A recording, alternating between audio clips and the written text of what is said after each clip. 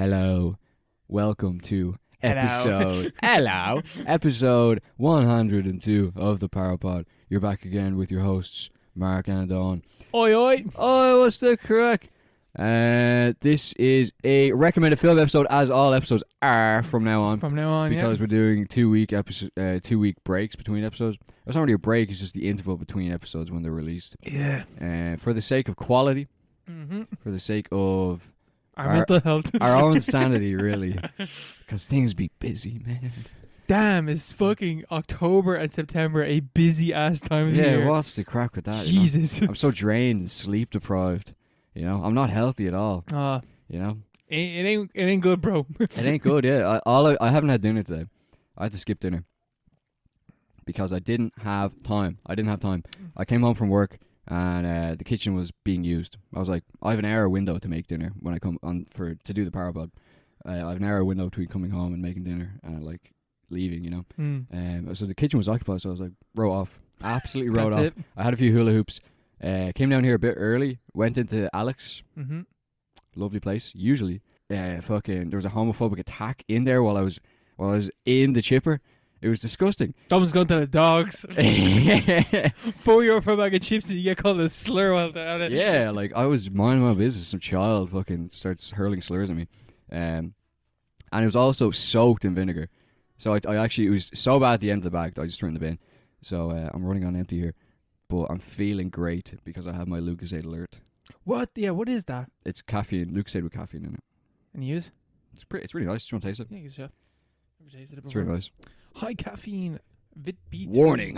High caffeine content. Whoa, man, the smell of that. What the fuck? Yeah, it's really nice.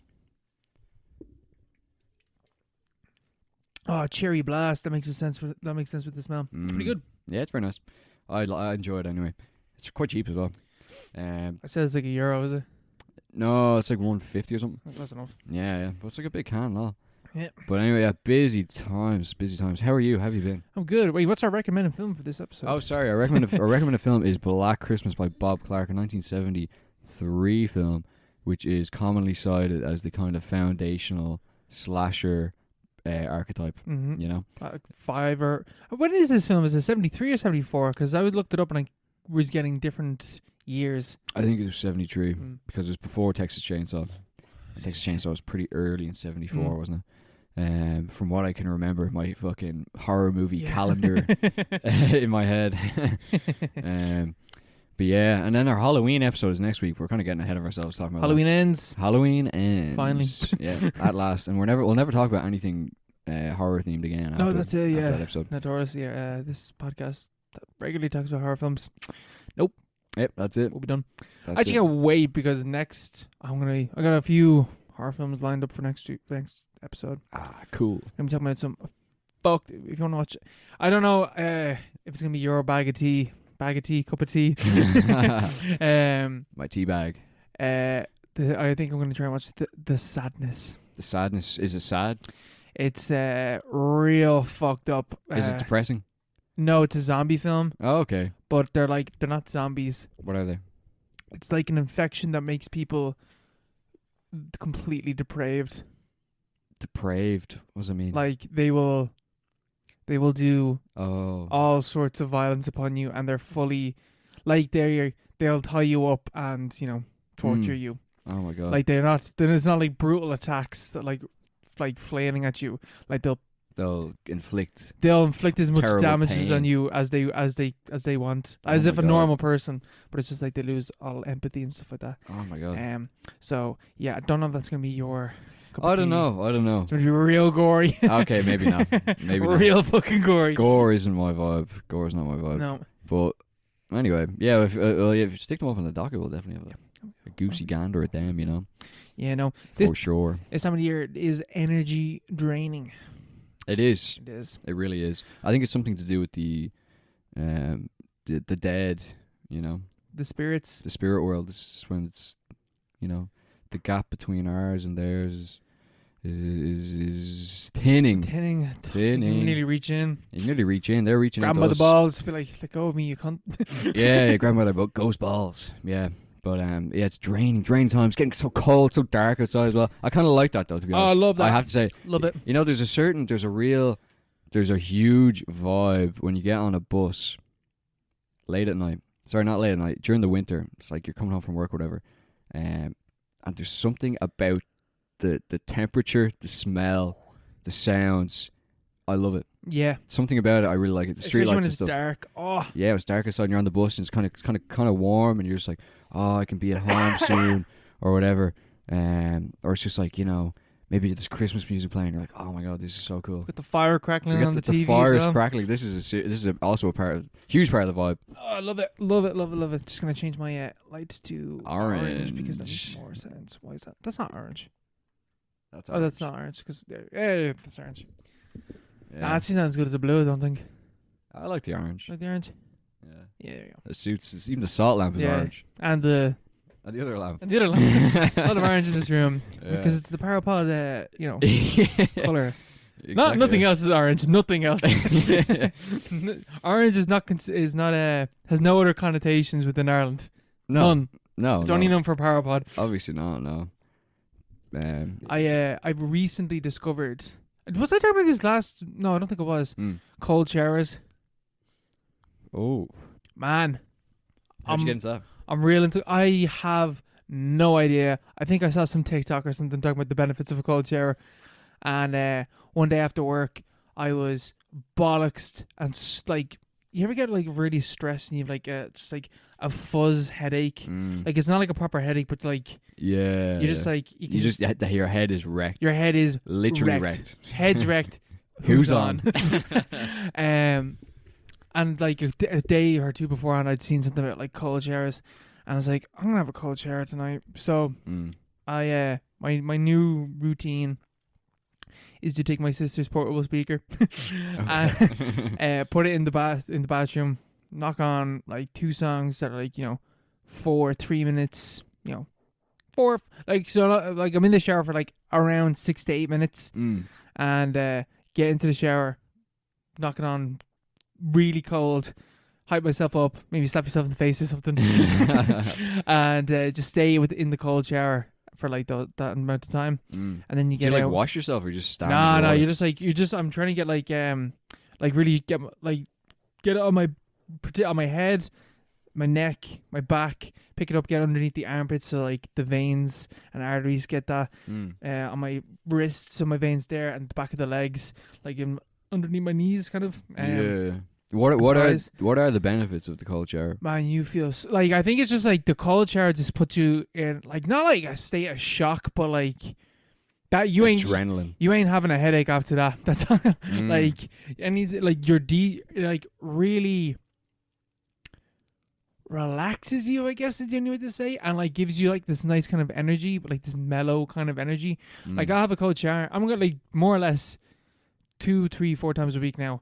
I have a cold shower before bed and I sleep like a fucking baby. That's weird because it's kind of counterintuitive because you think it'd be the reverse. Oh, it'd wake you up. Because the first night I did it and I slept really well, and I was like, what are the benefits? Like I literally Google like benefits cold shower before bed, and it's like like when you get into bed, your body temperature drops when you fall asleep. So if you have a cold shower, you're prepping your body already for that. Oh, so your body temperature drops quicker, obviously, and you can fall asleep quicker. So I think it's got something to do with that. Also, because when you get into bed, like you have a cold shower and you're cold, you get into bed, you wrap yourself in that blanket. Yeah.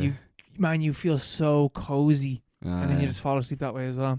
That sounds amazing. Oh man, it's great. I used to have cold showers when I had my life together when I was 15, 16 years old. I used to wake up.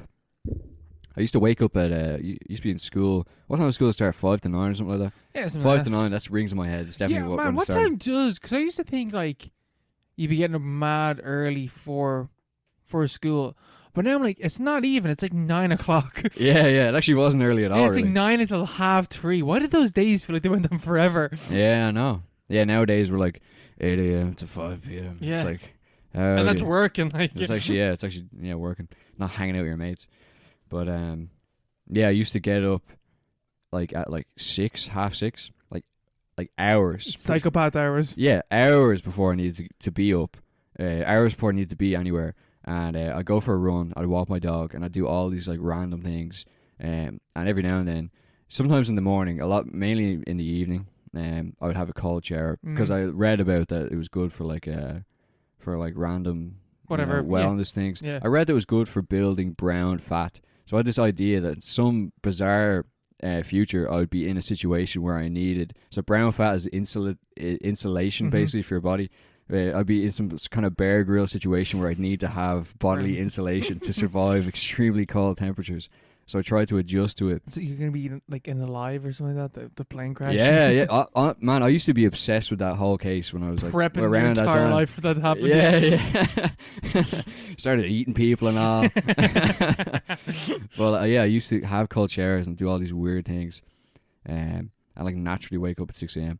And then but like I was never like that before. And then all of a sudden around like 6th year, I just stopped doing it. And I could not even begin to imagine ever doing like anything like that ever again. I think it takes like a bit of like tolerance, because the first time I was like, fuck, I can't do this. But it's after like the first like 2-3 minutes, 2 minutes of a cold shower is torture, just trying to get yourself to stay in it. But once you get past that, like that first barrier, it's actually, I'm not gonna say enjoyable, but like it's really manageable. And like I'll be, like you're like, oh, yeah, screaming and like, not screaming, like like quietly screaming, like, go on. Ever done an ice bath? Yeah, I did an ice bath in DCU gym a few times. I used to go to the sauna, and I would happen to the ice bath, and then I googled like the somewhat dangers of that, and realized it's bad for your balls. It's not bad for your balls, man. You can fuck up your nerves doing that. Apparently, if you like going from the sauna into the thing. Yeah, if you do it too quick, you can really fuck up your nerves. How?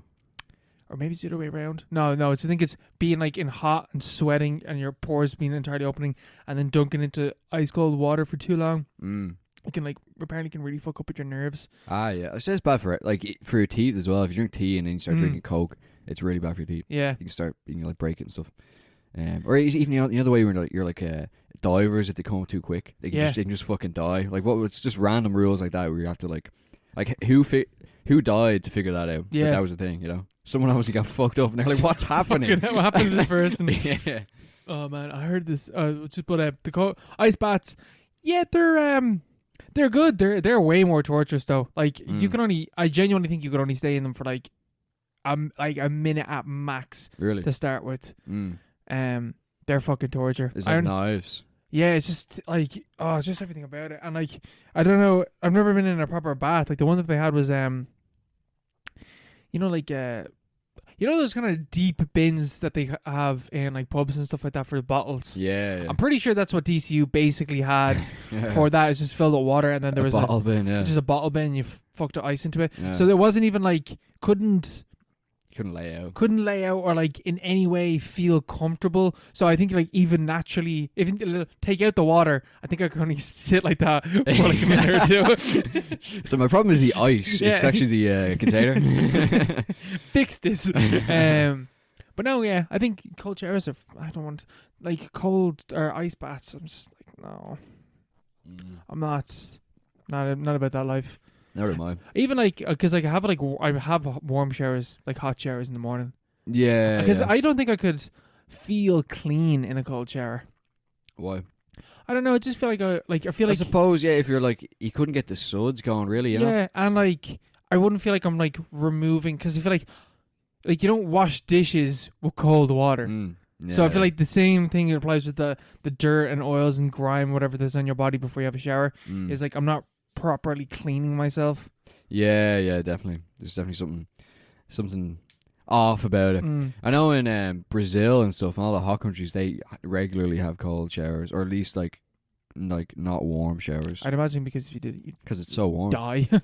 yeah, because it's so warm over there. Remember when I was in Rome, I was like, it wasn't a cold shower, but it was just it was just like fucking tap water, but it felt amazing. Yeah, it wasn't cold, but it was like lukewarm. I was like, oh, this is perfect. I get it now. Warm enough that you can feel clean. That's what I like. That's all I need. Like those, I remember watching some. I can't remember what the name of the YouTube channel were, but they were like 7 Asian people from like Korea, Japan, and I think one of them might have been from China. And there was one like, she was like Latina. I don't know where. I think Mexican, maybe South American. But anyway. Mm. And they were all talking about, like, I can't remember what the fuck they were talking about, but the point that they're making was that, like, white people don't clean themselves properly because they don't use... I was just about to bring that up. Yeah. Apparently that's a thing. Apparently that is a thing, like, because, like, in other countries they use, like, not like, I imagine that, like, in Asian countries they might use, like they were talking about, like, how white people don't have the water hot enough. Like, they're like, it needs to be, like, scalding your skin and you scrub yourself with it. And I was like... Fools. I was like, Fools. no. But then you're just like, yeah, but Asian people have really, like, not only, like, clean skin, but, like, their skin looks good for, you know, all the way throughout their life. Yeah. Like, they're obsessed with skincare. Maybe it's just skincare. But I was also like, how do most, you know, people clean themselves, like, in Ireland? I know that my dad has, like, 5-minute showers. I'm like, bro, you ain't in there long enough. Like, you need to, like, once a day, scrub yourself. Yeah, you need to be scrubbing yourself. I'm in the shower for, like, 10 minutes. I'm in there, and I'm doing the nook and crannies, and then I'm like, oh, did I do that one? I'll have to do it again, you know? How are you washing your ass, bro? Wash my ass, getting right up there. You know, all the way up into the prostate, feel around, make sure it's all, everything's in order. Check myself when I'm up there. Very important. Washing the ass is key because you get sweaty as fuck down there, so much. But yeah, I got swamp jocks like 24/7. Swamp jocks, yeah. There's literally nothing worse. There's nothing in life worse. Than swamp jocks. I wouldn't even be warm, and then sometimes it's like, oh, what the fuck? Yeah. Or you're scratching your back. You're like, oh my god, there's a fucking pool back there. Right now. Yeah, even right now, I'm sweaty. Right now, I'm pretty dry, to be honest. Well, that's probably the talcum powder. I started treating myself. But yeah, I've heard from loads of Brazilians that, like, Europeans don't wash. That's the thing. Is that like the whole? I'm like, what are you talking about? Yeah, like, what are you talking about? Is that like the whole, like, French Italian culture is like bathhouses and cleaning themselves and stuff like that? Yeah. We got Scandinavians. Scandinavians are European. Yeah. Their whole thing is spas. They surely clean themselves. Yeah, we got all the bathhouse. Maybe not in Ireland, but Europeans generally, yeah. Yeah, but we are dirty people. We are dirty people. Actually, there's some guy sat next to me on the bus today, and he literally smelled like dog shit. He was this huge guy. I think he came off like a building site or something, but he wasn't like dirty or anything. He just sat down next to me, and he, like, it was, you know, when people say, like, eye-watering smells. Like, my eyes were nearly watering. He smelled so bad. He smelled so... I was listening to music, couldn't even focus on the music. I was like, this guy smells so fucking bad. I need to get off the bus. Maybe they're right. Maybe they are right. I don't think he was Irish, to be fair, but, like, yeah, he smelled really bad. But he was really nice. I was like, oh, I need to get out. And he was like, oh, no problem. I was like, I judged this man too quickly. Keep your hands out. I was like, I need to get out because you smell like shit. And he's like, oh, no problem. Don't worry, man. Everyone says that. Yeah, no. Public transport, smelly people. Oh, yeah. Smelly people. Yes, too many bastards. Too many smelly people.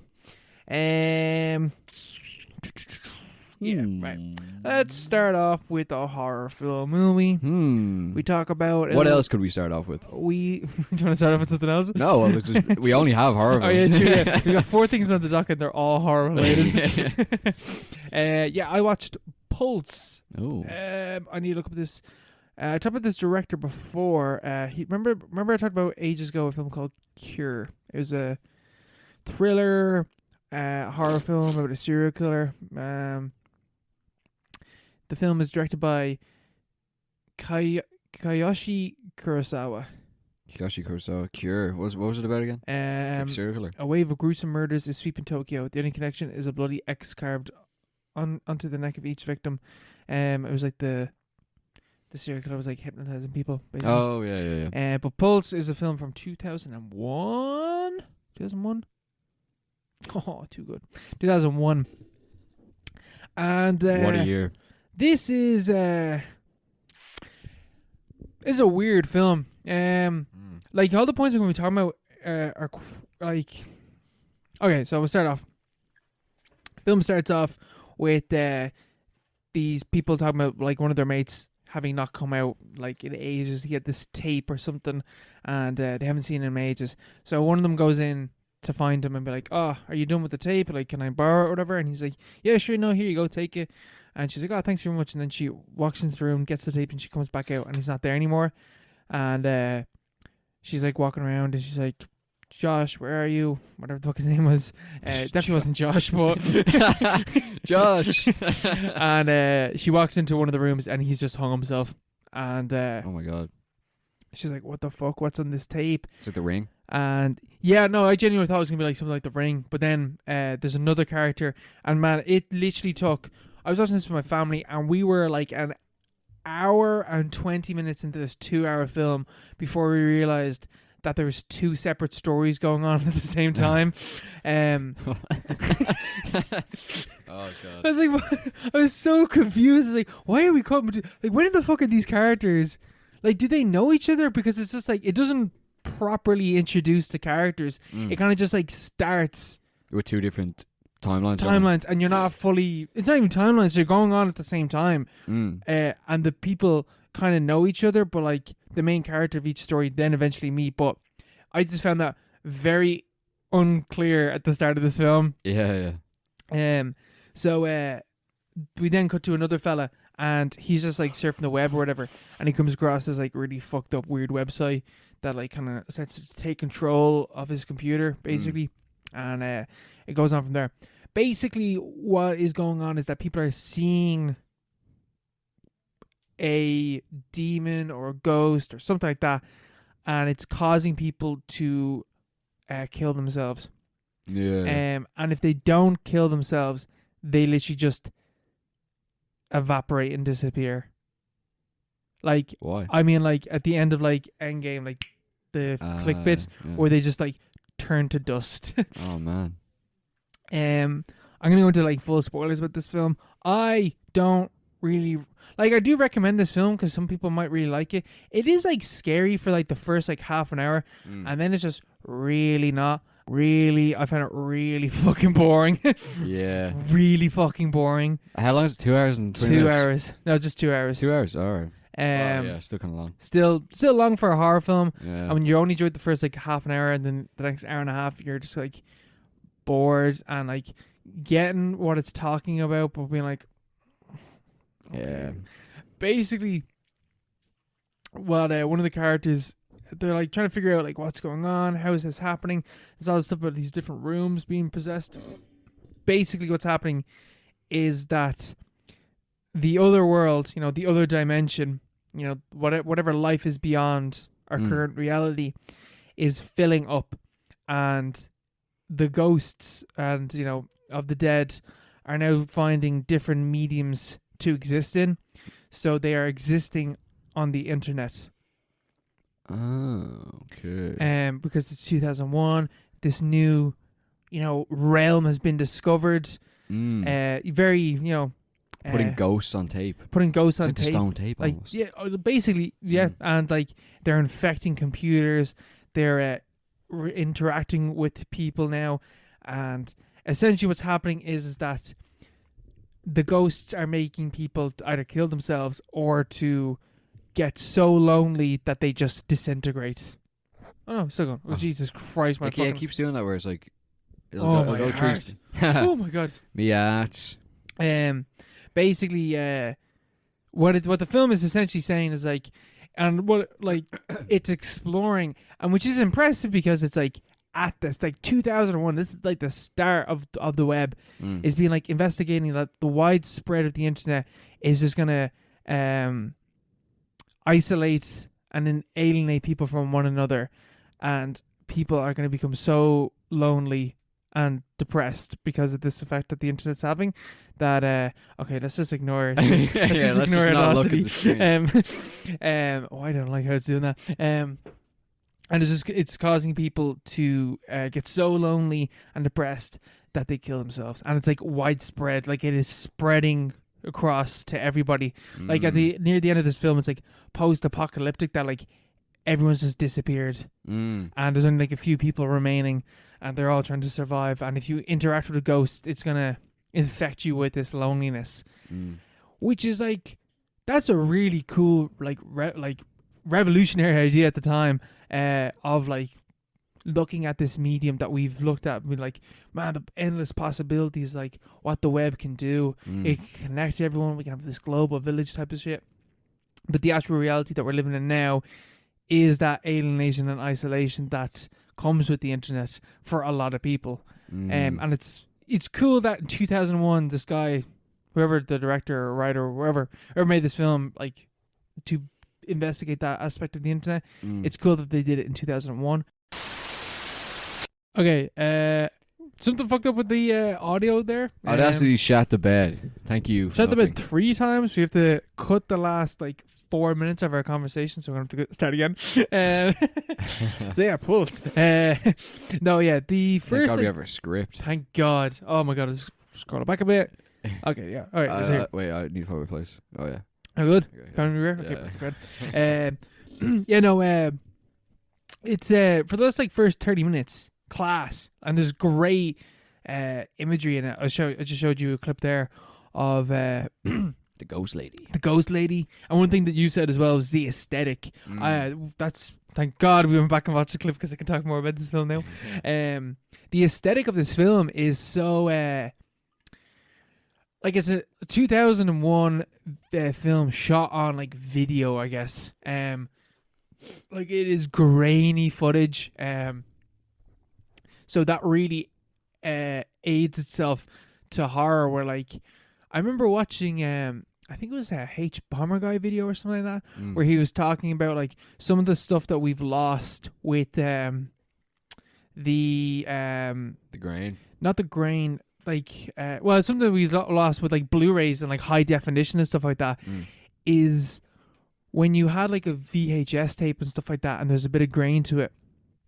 You couldn't really make out the shapes of stuff that was in front of you when you're watching a horror film. And the example that you used was something we'll talk about later on in this episode.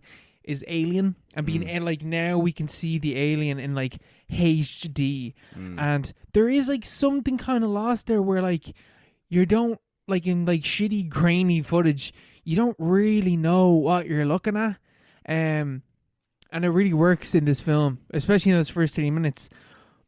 But then it just kind of drops that and just becomes it stops having loads of scares, and it becomes more about just people trying to investigate what is going on. It becomes more an investigation film, I guess, and try to explain how these ghosts are infecting people with loneliness, and it's just kind of That's disappointing. Really, because man, those first 3 minutes is holy shit, this film is if this keeps it up for the entire way through, this is going to be one of the best horror films I've ever seen. Is this not considered one of the best horror films? It's really Kairo. highly regarded. Yeah, because I've heard about the name. Yeah. I've heard the name.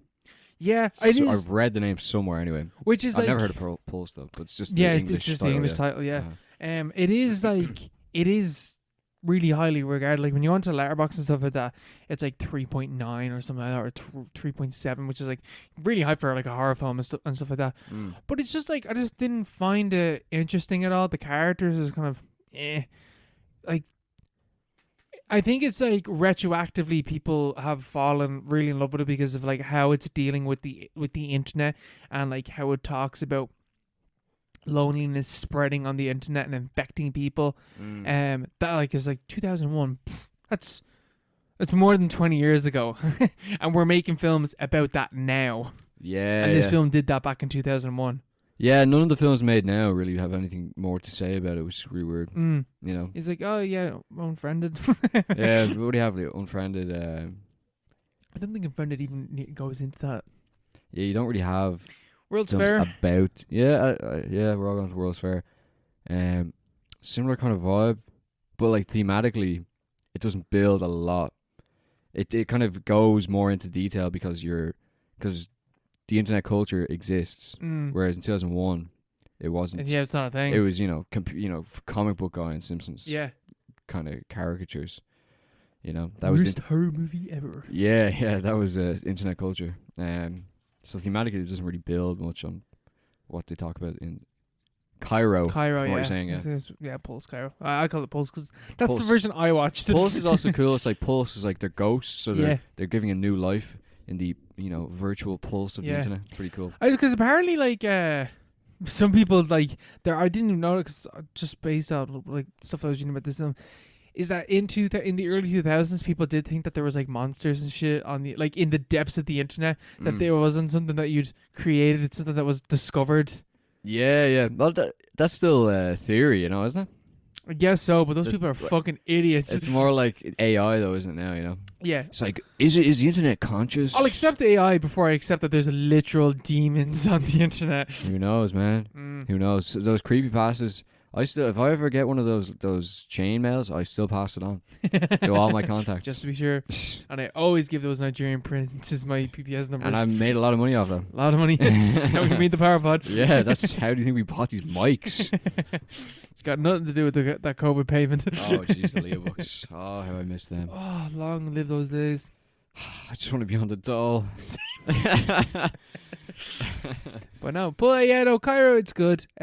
Weird like character stuff where like characters start to act like kind of illogical and they're not even infected by the thing. Like one woman has seen 3 of her mates kill themselves, and her 4th mate, literally like her last remaining friend who's alive, starts to act weird and like depressed, and as after seeing like your one's been infected by a ghost who the girl, like the main girl, she saw the ghost as well, but it didn't infect her.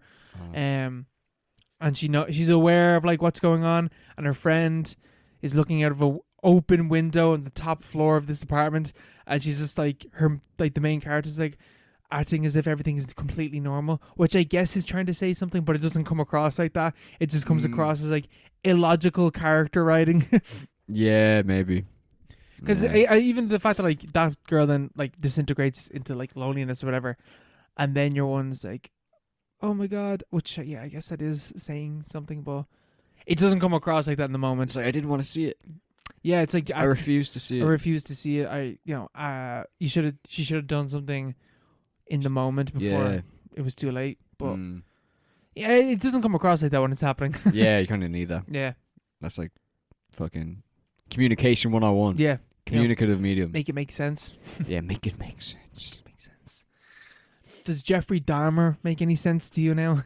Yeah, I feel so bad for that guy, man. I empathize with him. Yeah, I actually sympathize with him. Low key, huge hot take. It's not even a hot take. The series actually does make you sympathize with him. Anyway, I watched. Does it actually? Kind of, yeah. Maybe this is gonna expose me as a fucking psychopath, but that's my opinion. There's parts where I felt bad for him. But I was like, I blame you, Ryan Murphy. I blame you, Evan Peters. Oh, is it Ryan Murphy? Is it that does this? Yeah, American Horror Story. No way. I've never watched American Horror Story.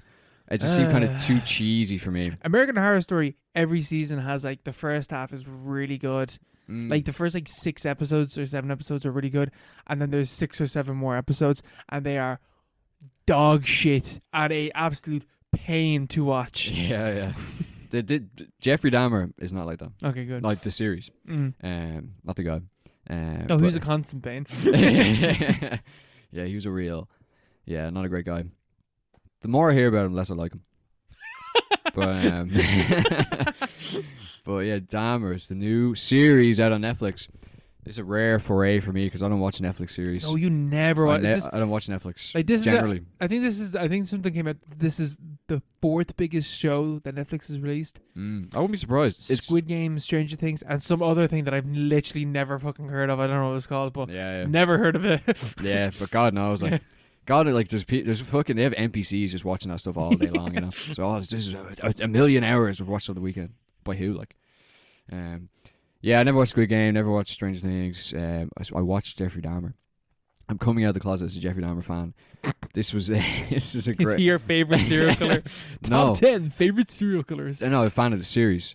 I'm not a fan of the guy. But anyway, yeah, I decided to watch it. I can't remember why I decided to watch it. But for some reason, it seemed interesting to me. Because I've always been interested in that kind of stuff. Why is there? Because there was like a Dahmer film or something released. Like there's a film released by him every 2-3 years. There's Why? one with Ross Lynch who was in. Remember Surf's Up on the Disney Channel? I think that might be the thing I'm thinking of. And he was in. Remember Austin and Ally? We might not know it. It was. It only started when we were at the tail end of when it would have been unacceptable for. Yeah, I've never. It was becoming unacceptable for us to watch Disney Channel. Like 15, 16. It's too cool. Too cool, yeah. Wizards. The end of Wizards of Waverly Place. Yeah, that was Austin it. Alley That is it. That's the cutoff point. Yeah, that's the watermark. Yeah. But yeah, so yeah, there was a film released a few years ago with this guy Ross Lynch in it. Apparently, it was alright. It was one of those things where it's like they released like 50 articles on like Variety and like Empire magazines. Ross Lynch is unrecognizable as Jeffrey Dahmer. He's trying to be serious. I think that is. I think it's called like My Son Dahmer or something like that. Yeah, something like that. Because the dad actually wrote a book. Because obviously it's all based on a true story about Jeffrey Dahmer, who's a serial killer in Milwaukee in the 1970s, 80s, and 90s. My Friend Dahmer. That's what it was called. My Friend Dahmer. Yeah, so this guy, he was a real bad guy. He used to prey on young men, go to the clubs and, take them back to his apartment and do awful things. Murder the shit out of them. And murder them, chop them up, and keep their skeletons as trophies, and then cannibalize their remains. And a bit of necrophilia in there as well. Yeah, loads. Yeah. Loads of that stuff. Yeah. It's actually horrifying. Because it all happened, which is the biggest problem with the series. I think the series, starting out, just stating my opinion, I think the series is fucking amazing. I think it's really, really good. Mm-hmm. I really enjoyed it, but I enjoyed it in a way that made me feel really bad about myself. It made me feel sick to my stomach. I was like, why do I enjoy this? I shouldn't be enjoying this, But that's the thing with true crime. I think a lot of the time it's like, fuck, why am I enjoying learning about this? And yeah, because so like. A few years ago, they had, I think it was 2019, they had Zac Efron as Ted Bundy, and I think it's called Shockingly Vile, Evil, and something like that. Yeah, what's that? Yeah, did you ever watch that? It's actually quite good. No, I've never seen it. Shockingly Vile, Horribly Evil, and it's wicked, something like that. Terribly wicked. Yeah, it's a quotation from the judge at Bundy's sentencing. But the film is actually really good. But it's basically just like it's about Ted Bundy going around murdering young girls. And it doesn't go much beyond that. It's a good dramatic piece. Zac Efron's really good in it. It was like a partner piece, the Bundy tapes, wasn't it? Yeah. So is the Jeffrey Dahmer thing wasn't, but it kind of is, and it's presented as one now because Jeffrey Dahmer had his conversations with a killer, which is also on Netflix, and now they won't stop recommending it to me. They send me emails about it. Extremely wicked, shockingly evil, and vile. Yeah. So that was good. But it doesn't go. Extremely wicked. Yes. It never goes beyond the surface of like this guy killed people. He's really evil, really bad. Yeah. It kind of questions for a while. Did he do it? And then you're like, oh my god, this is awful. He did all this stuff. Yeah. It's like that's. I remember hearing people criticize that, but like that's really weird because he definitely 100% did do it. Yeah. But I guess it's because it's meant to be. It's because his story is so fucking outlandish. His story is so famous now that like it's so obvious that he did it. But at the time, it's like there's no way this guy could have killed like 50 people. Yeah, and travel across escape jail 3 times, travel across like 20 states. That's not really the point. Completely separate. Not really the point. But yeah, so that was just about the murders. Here in the Jeffrey Dahmer thing, first 4 episodes is basically him from his childhood to him becoming a killer and starting to kill people. And it's pure naked exploitation, and it's absolutely disgusting. It's hard. It's good, really well made, really well acted. Evan Peters, he's always an American Horror Story. He's the Quicksilver in X-Men. Stuff like that. He's a good actor. He's an amazing actor. He does it really, really well. He captures Dahmer's stance and stuff, like how he talks. Really amazing performance. But at the same time, it's huge, like really bad taste in your mouth. Because especially around the kind of 5th, 6th episode, it starts to open up, and you become aware that the TV show itself, the series itself, is aware that it's being exploitative. Oh, really? Yeah. So this makes me sympathize with it a lot more, because, but it's also like, is it excusable to do the bad thing and then be like, oh, look at how bad this is? But anyway, so like in the 5th, 6th episode, there's. But I guess like if you start to investigate, yeah, that you kind of do need to do that at the start and then look back on it for the audience to like. Really be like, oh, fuck yeah. Yeah. Yeah. And like, when I first finished the series, I was like, it's bad out. How long is this? 10 episodes. It's not very long. Yeah. All Netflix shows hit 10 episodes. Yeah. So when I first finished it, I was like, you can't get away with that. Like, that's just, it's exploitation. It's like, I could see he was going for a critique. I don't know if they can get away with that. The more I think about it, the more I'm like, fair fucks, you know.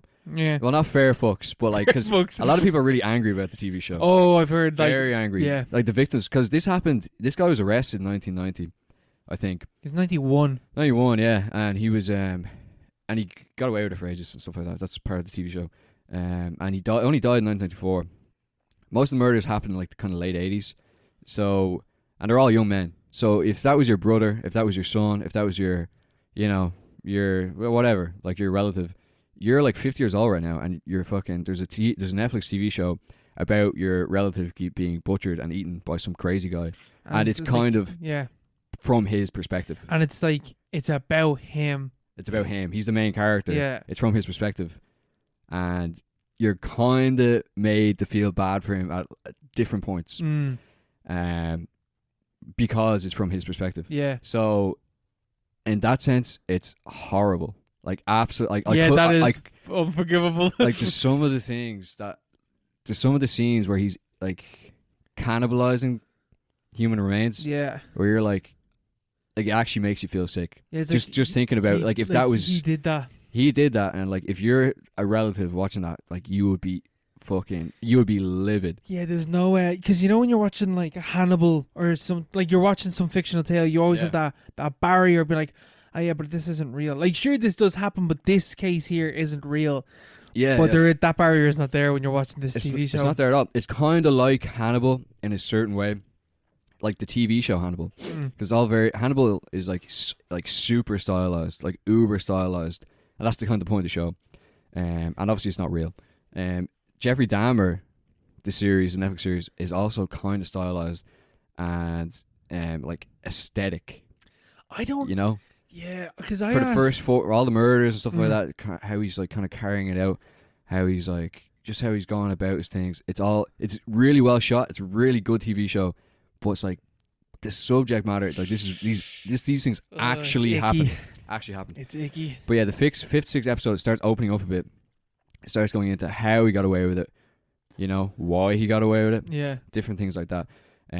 There's I think it's the fifth episode specifically, where it kind of starts to turn a bit on itself, where you have he tries to abduct this character, and he's in like he moves into an apartment in the poor part of Milwaukee, and he goes to the clubs and the bathhouses, and he tries to abduct this young black fella, and it doesn't work. The guy gets away, and he goes to the cops and tries to make a report, and the cops are like, we've nothing on this, like it's just like he said kind of thing, you know. Yeah. And the black character goes on this mad monologue talking about like why does his word kind of count over mine when like there is like it's a serious charge. It's basically just like exposition.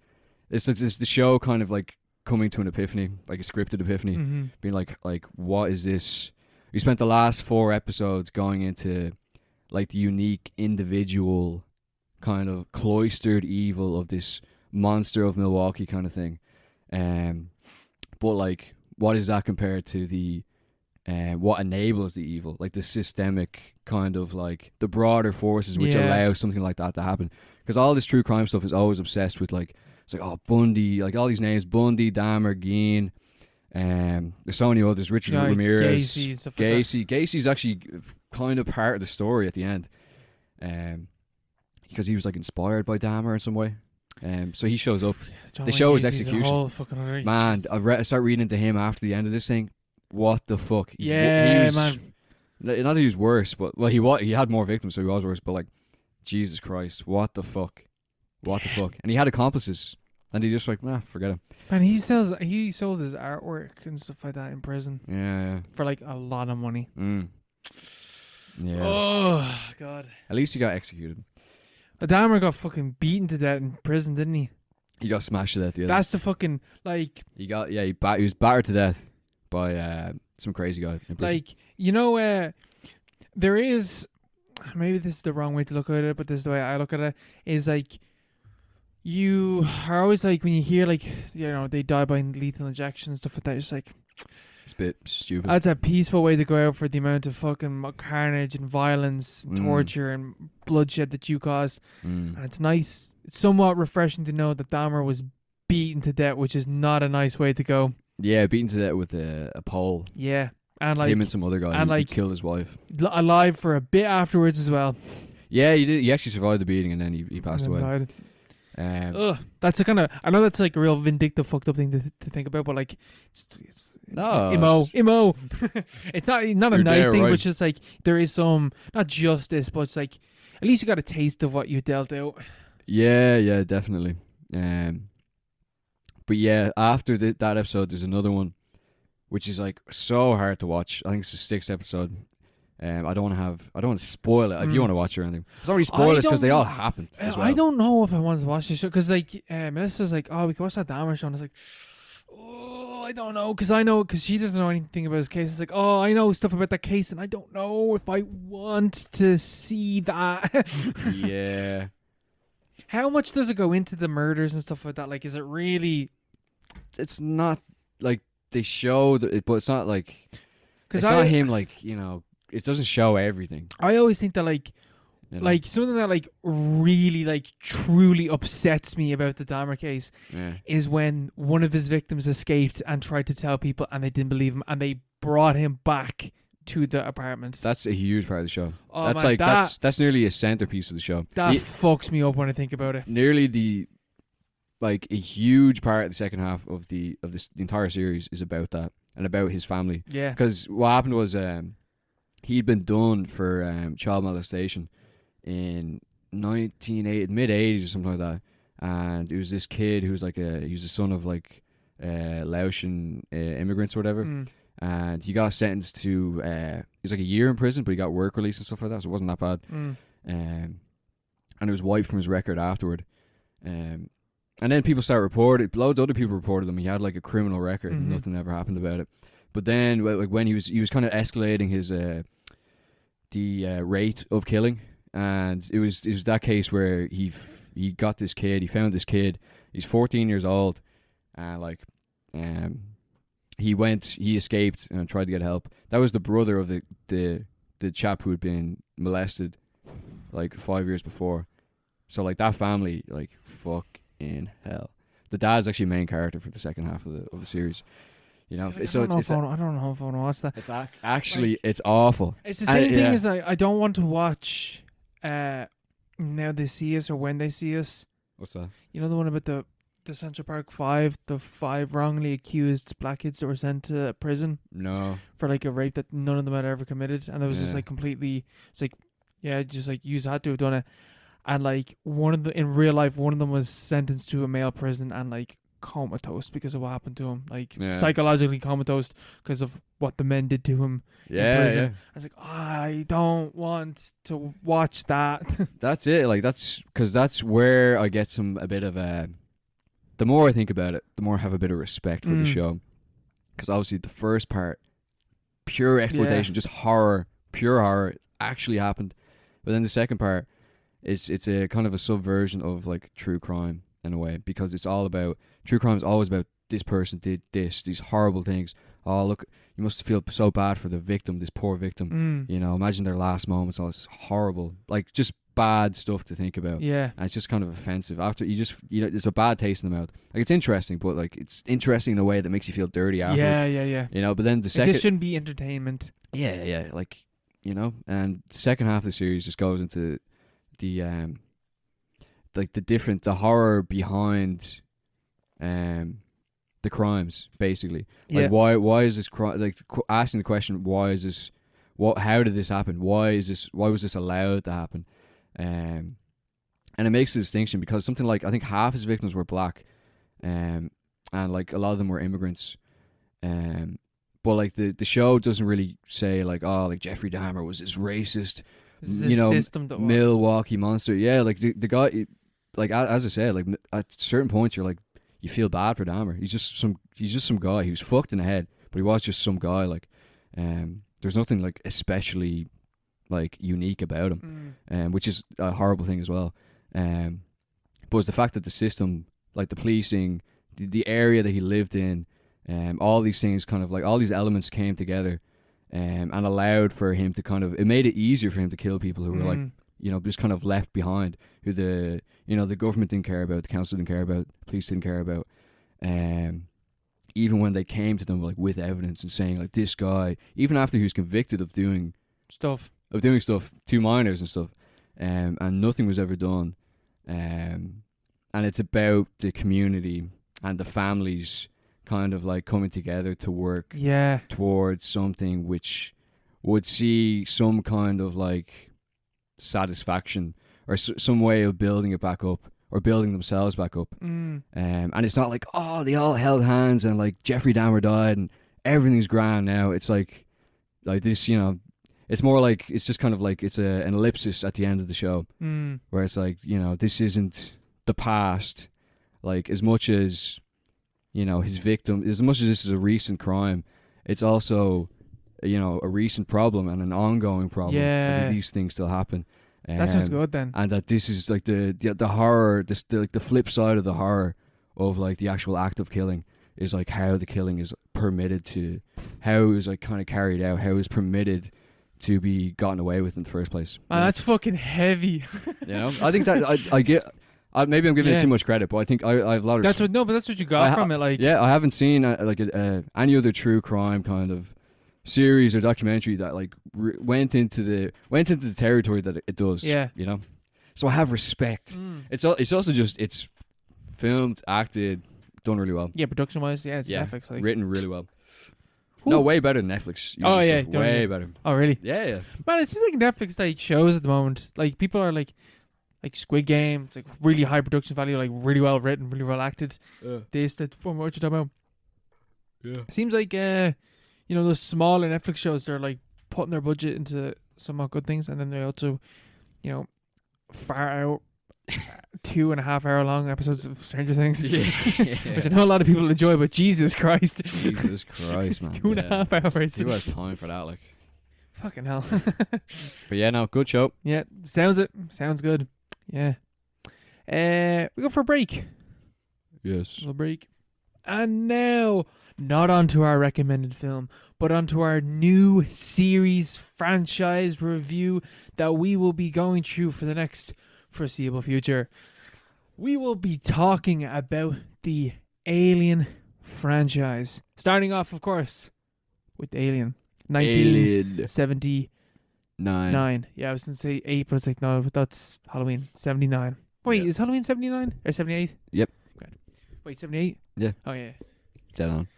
Oh, 70s with horror films, man. Yeah. Something happened.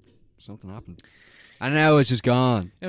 Well, no, we're still getting good horror, but, you know, just not... It's not the same, man. Yeah, we're not getting films that are like Texas Chainsaw, Halloween, Black Christmas, Alien... definitely other films that I just can't think of at the top of my head. And the others, and the rest. Yeah, and the rest, you know, all of them. All the lads. Ridley Scott's, regarded as one of the greatest films of all time. What do you think about like Alien, like in terms of... Alien? Well, it's all been said. Mm-hmm. You know? Really has. It really has. It's, you know, commonly regarded as one of the greatest films ever made. One of the greatest horror films ever made. I think it's really good. I'm a big fan of Alien. I like Alien. It's really cool. I love aliens. I was always into aliens as a kid. Do you prefer Alien or Aliens? Alien. I don't like. I want like action films. Like in terms of the vibe they give off, action films are flat. You know, not as in flat like a flat note. They just feel flat to me. It's like the explosions. There's no weight really to things that happen in action movies. And if there is, I'm like, whoa, that was a really good action movie. But really, it was just a good movie, you know? Yeah, I feel like that. I like Aliens. I'm like, yeah, it's really good, but like... I'm not like, this is one of the greatest films ever made. It's like, I don't think any action film really has like that, like... Like, is there any action film that you would say, like, forgetting fucking, you know, Raid and stuff, you know? Where I haven't actually seen that. But I'm talking like real, like hit you to your core, move you, like... This is one of my like. That's what I mean. Like, I don't think action movies. I don't think there is a single example of an action movie. And I think it's just like. I don't think that's the point. I don't think that's the point. Like they're not going to do that. But horror films and stuff like that, way more personal. Horror films aren't flat; they're spiky. You know. Yeah. That's Alien's very spiky. But also being very smooth. You know, smooth. Yeah, he's smooth. He looks like a willy. That bell end head of his. Yeah, he's got that big bell on him. But yeah, it's Aliens. It's a very spiky movie, you know. It's very unnerves you. Very claustrophobic. The whole setting, the whole setup, the premise, the fucking, you know, the characters, the way it's written, you know, famously written without gender neutral characters and stuff. That's why Ridley, or not Ridley, fucking what's her name? Sigourney Weaver, you know, was able to play the main character, you know. And all the other characters just fucking random, you know. Yeah, just randos. Randos, you know, and they just worked really well. Great suspense, you know. Proper cat and mouse kind of thing. Oh. And, you know, an enclosed space, literally in space. They can't hear you scream in space. No one can hear you scream in space. Fact. No one. Because there's no air to carry the sound waves. No. Literally. I don't think you could scream if you were in space. Yeah, you'd be like, I'm dying! But you wouldn't hear it. Choke. Yeah, you just choke and die. Probably freeze to death before you could scream. You just go, explode, wouldn't you? I don't know. Yeah, I think you explode. I think you explode. You start all your blood vessels pop and stuff. I've seen a lot of things like to have. I don't know. I've yet to see a film like tell me exactly what happens when you are in outer space. It's like when you put you ever seen a video of that guy puts his arm in a vacuum chamber? Yeah, but I've also seen films where like they jump out of space and it's like, oh, this is like a scientifically accurate film, and then they just freeze instead of exploding because of the air. I suppose. Well, I don't think you'd explode like a bomb. I think you would freeze, but you also be like, yeah, you know, you start like seizing up. Do you think you'd freeze or explode before? I think you'd. Oh, that's a good question. How cold is space? Can we look that up? Let's look that up. Yeah, look that up. I want to look that up. Pull right it up, now. Mark. Yeah. I'll kick off with Alien. Yeah. Hold on the fort. Alien is like, okay, I know I've said this about a few. There's a handful of films on this podcast where I have said this is one of my favorite films of all time. But Alien is legitimately top 5 favorite films of all time for me. I love Alien. I think it is a near perfect film, even though a lot of people find the first half really boring. I think it's perfectly paced. I think it is the vibes. There is no film that creates atmosphere and vibes like Alien. I think it's perfect sci-fi. Like, just like every time I watch it, I pick up on more little details. I think this time I picked up on like when they were in the suits walking through the planets on their way to the jockey's spacecraft. This is only a little small detail, but something I appreciated is when they breathe out, the top of their helmets express air every time that they breathe out, because you can go and then it blows at the top of their head. I was like, that's cool. Like, you thought about how the suit works. Yeah. Stuff like that. The whole ship, claustrophobic. One thing I love about this film is the old feeling of this like futuristic sci-fi gear. You know what I mean? Like, it's all like bright red buttons and stuff like that. It's all tactile and like everything clicks and clacks. I love all that shit. Is that that's not even? Would that be steampunk? Would that be described as steampunk? Cyberpunk. Yeah, cyberpunk. Steampunk is the lame version of cyberpunk. Yes, it is. Yeah, it is probably more cyberpunk. Yeah. I love that. Love that shit. First time I watched Alien though, fucking hated it. Oh, I hated it the first time I saw it. Thought it was so boring, and I just didn't like anything about it. I was like, this is boring. There's not enough kills. Like, what is this? Yeah. And then the second time I watched it, I was like, this is like a perfect film. yeah. It's not all about the suspense, you know. It's about the journey, not about the kill. And even like the kills that are in it. Is there a more iconic death in horror than the chest burst? No, yeah, the chest burst. It's because I'd known about that for years before I even seen Alien. Yeah, it's so iconic. Yeah. You know? Remember Bob brought it up in biology class? Yeah. Go, Bob. Man had taste. Yeah, we were studying the eye or something. Oh, like yeah, that. what the fuck were that? Or the heart or something. The heart. And he just clicked on some random or someone told him to click on a random YouTube. Kevin Stowe. Pull it up. It's Kevin Stowe. Yeah. This man has watched the chest bursting scene. And he didn't cop until like halfway through the thing. No. It's so funny. But yeah, no, that was like one of the most iconic, you know, scenes. Oh yeah. In any film, really. In any film, yeah. It's so good. You know? It's like, no. Because like when you, Like, I would love. Were we asked a question at some stage, like, what film would you love to have gone back and watched, like, at the time? That Alien, to have never have experienced anything about Alien, not knowing anything about the xenomorph or how it works, or anything like that, and it's just like the face hugger is on him and then it's gone, and you don't know anything about like where it is or what's it. You're just like, okay, so where's the alien coming from? And then it just fucking caves out of his chest. Yeah. Oh, it's so violent, and even still, like, I think I watched this one like 5 times. You're still like, oh god, that is the most horrific way to die. Yeah, that's not good.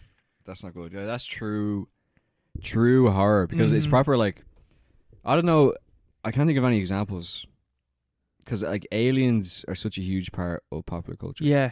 But how much of that is down to Alien? Because if you think of aliens before that, what do you have? What alien movies were there before Alien?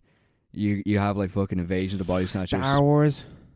Star Wars kind of, Close Encounters, stuff like that. Close Encounters is after this, isn't it? That's the 80s, I'm pretty sure. No, it's early 70s. Is it? Yeah. Jeez, that's really old. Fucking hell. I don't like that film. Never seen it. It's not very good. No, I've seen the ending. Hot take. Yeah. Spielberg, you know. Takes fucking ages to get going. Yeah, Spielberg, you fucking fraud. Calling you out. Still doesn't answer our emails. No. But like Martin has. Scorsese has. Yeah. Marty. He's an old friend of the pod. But like before that, you know, aliens as like a kind of like a trope in films, in media, in horror as well. Yeah, you just imagine the flying discs. Yeah. It's not a horror thing. It's a science fiction thing where it's like, what if?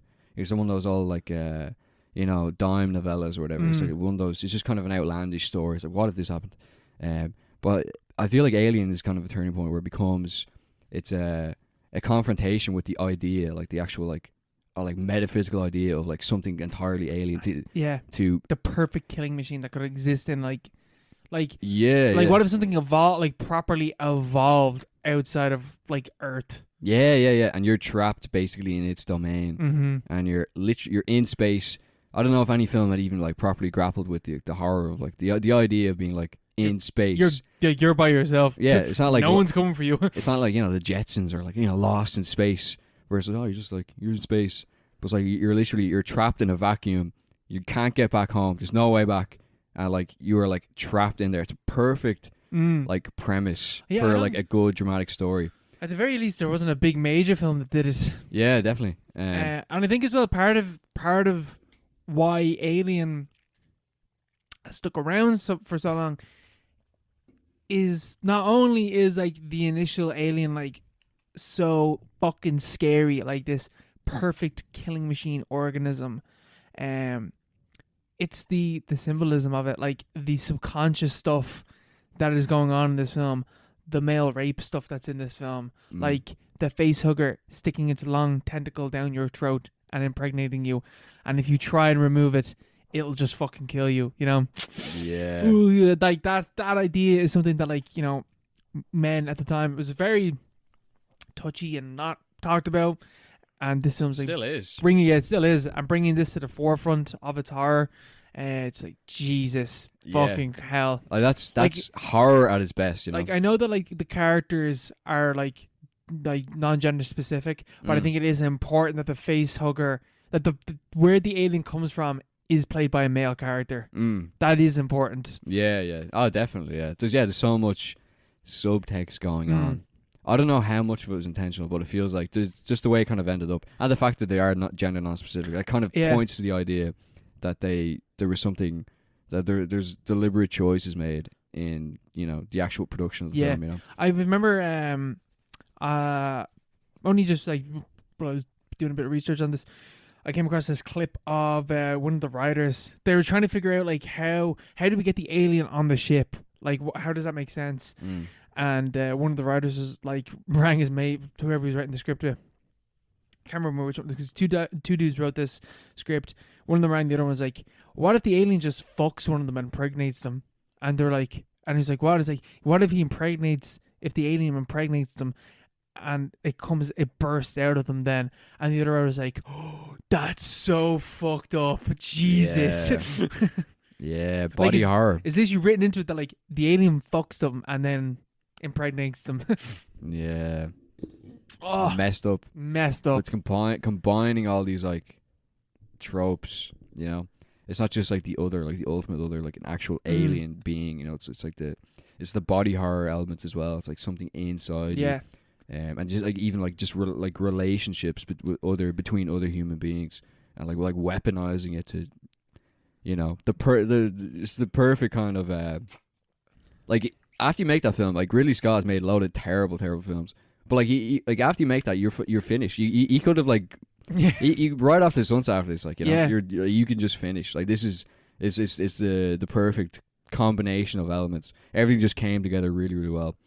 You know, pure ideology, pure horror. Sorry, pure horror, pure ideological horror. Yeah, like even you have on even the actual alien itself. I think it's it's just such a great design. It's a big penis that has another penis in its mouth. Like genius, genius. Yeah, it's got teeth as well. Imagine that. Ever hear about that film Teeth, about the vagina with teeth? Yeah, I've watched like the first 30 minutes of that film years ago. Yeah. I remember I used to have an Extravision constantly. But I've never Used to on Netflix all the time. Did it? Yeah. Teeth. Netflix used to be like Extravision, I guess. It's like here's like these posters for these really fucked up films. Yeah, there's no like kids profiles. Kids can just like view them. Yeah. You know, yeah. Weird. I've never seen that though. But no. But yeah, Big Willie. He's an alien. Big Willie. What does that mean? He's just a big penis. Yeah. Big aggressive penis is trying to stick things down your throat. I mean, it's horrifying. It's horrible. But yeah, have you ever seen the director's cut of the film? I don't think so. No. Yeah, because I remember watching the theatrical cut. Like I've seen that 3 times, I think. But now whenever I'm watching it, I just watch the director's cut. Why? That's because it has like 2 scenes that I really like. One is there's a shot of the alien before. So like when we first see the alien like fully formed is when can't remember any of the characters' names except for Ripley in this film, but what's your man's name? He only died recently, didn't he? The robot? Not the robot. Anyway, he's one of like the mechanic dudes, and he's walking around trying to find the cat. And he walks into where the hangar where like there's like I don't know what the fuck I think all like other ships or something like that. And the alien drops down and just like, oh shit, that thing's big. And then it stands up and you're like, oh shit, that thing's really big. Yeah. And then it's like, oh my god, it's gonna and then fucking grabs him. Yeah. But in the director's cut, that's not how you first see the alien. How you see the alien the first time is dude's walking around and he's just like looking up, trying to, you know, just being paro because he's like, what the fuck is going on here? And there's just a shot of the alien just hanging there, just like holding onto a chain and just like dangling there, just like back and forth. But like, it's not explained.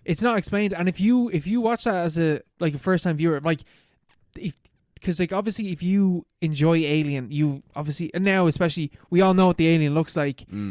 It makes sense why that was cut, because if you're watching that theatrical cut, that shot doesn't mean anything. Like if you're just watching this for the very first time and don't know what the alien looks like, that shot doesn't make any sense. Yeah, you're like, what the fuck is that? You're like, what the fuck? Like, but you're not like, what the fuck is that? Yeah, you're just like, what? Like, it just looks like a random shot. But now watching back, you're like, oh my god, it's like literally just right there. And it's the alien. He can't see it because it blends in with everything else so well. Yeah.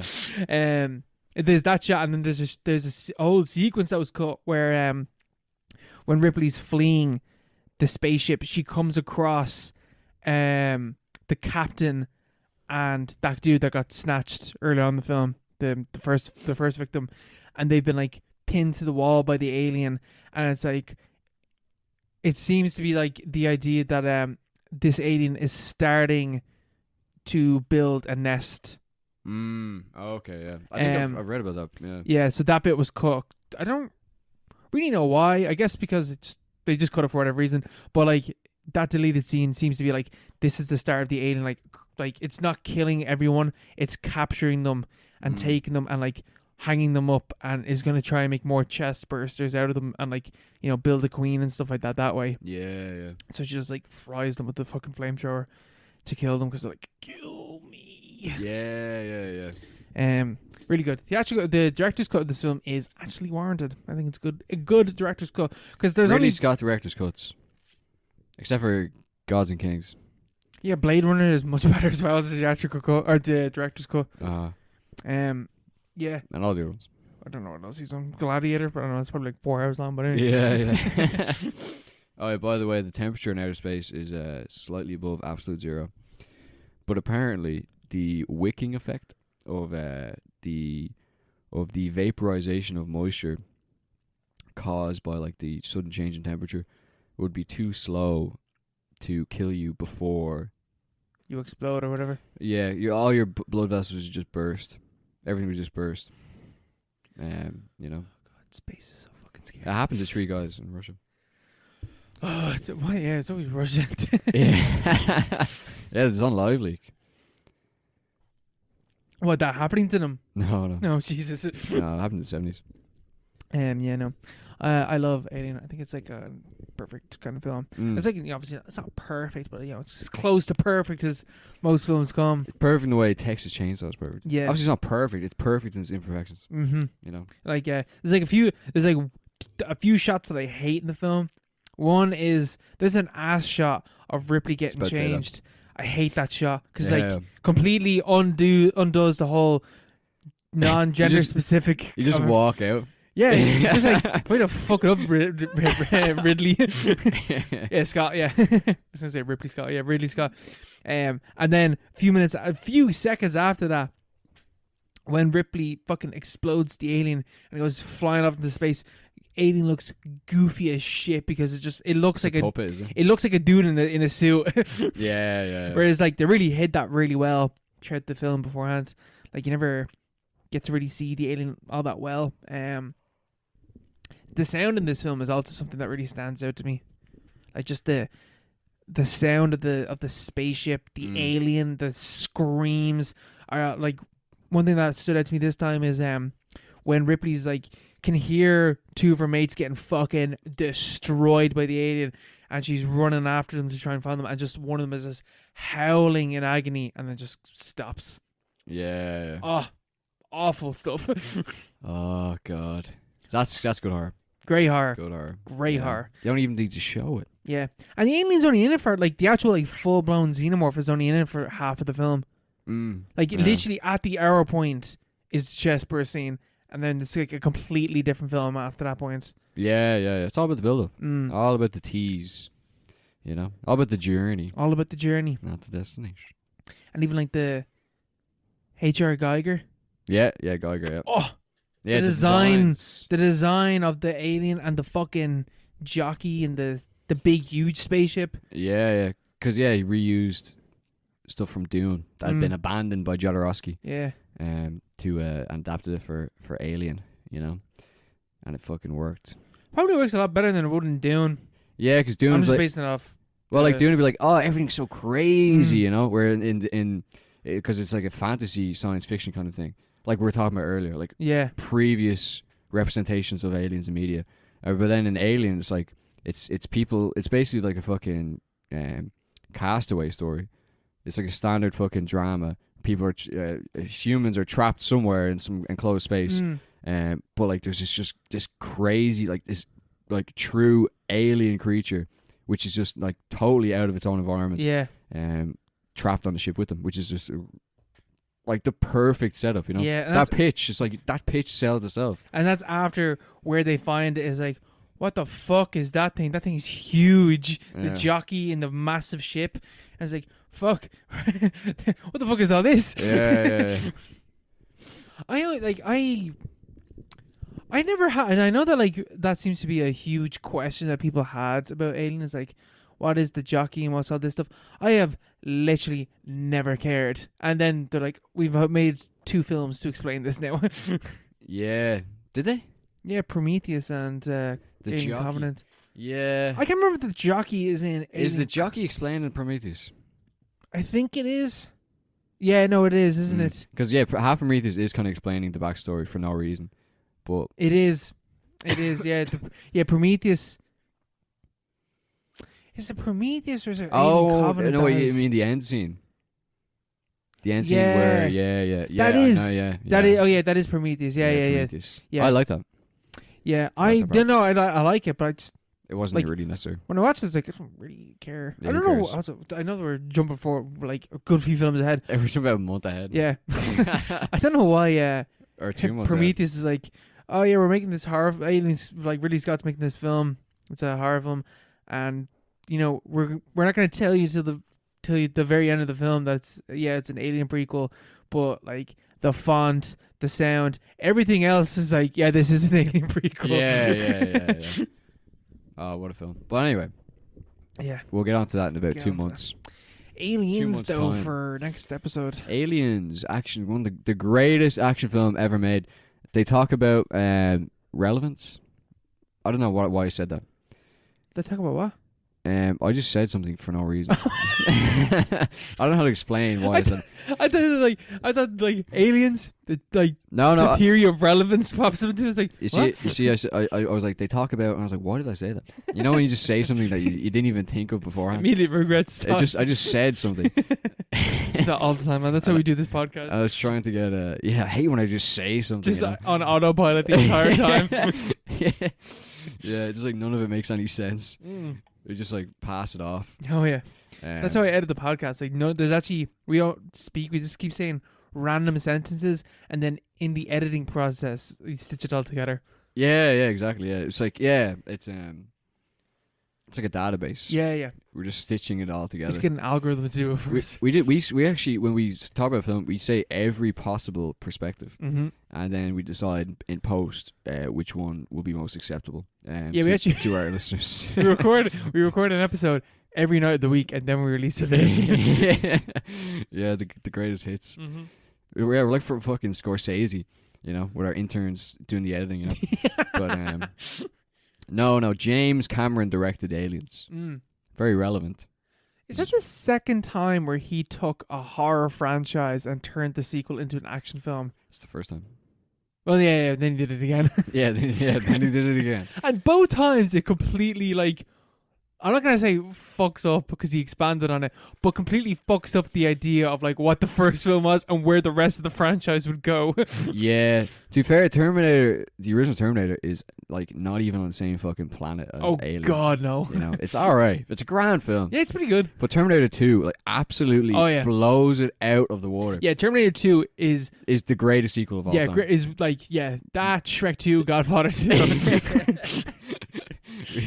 We have to mention Shrek 2. Aliens is not. I know that some people. No. No, not even close. I was going to say something really mean. What? People with really bad attention spans enjoy Aliens more than Aliens.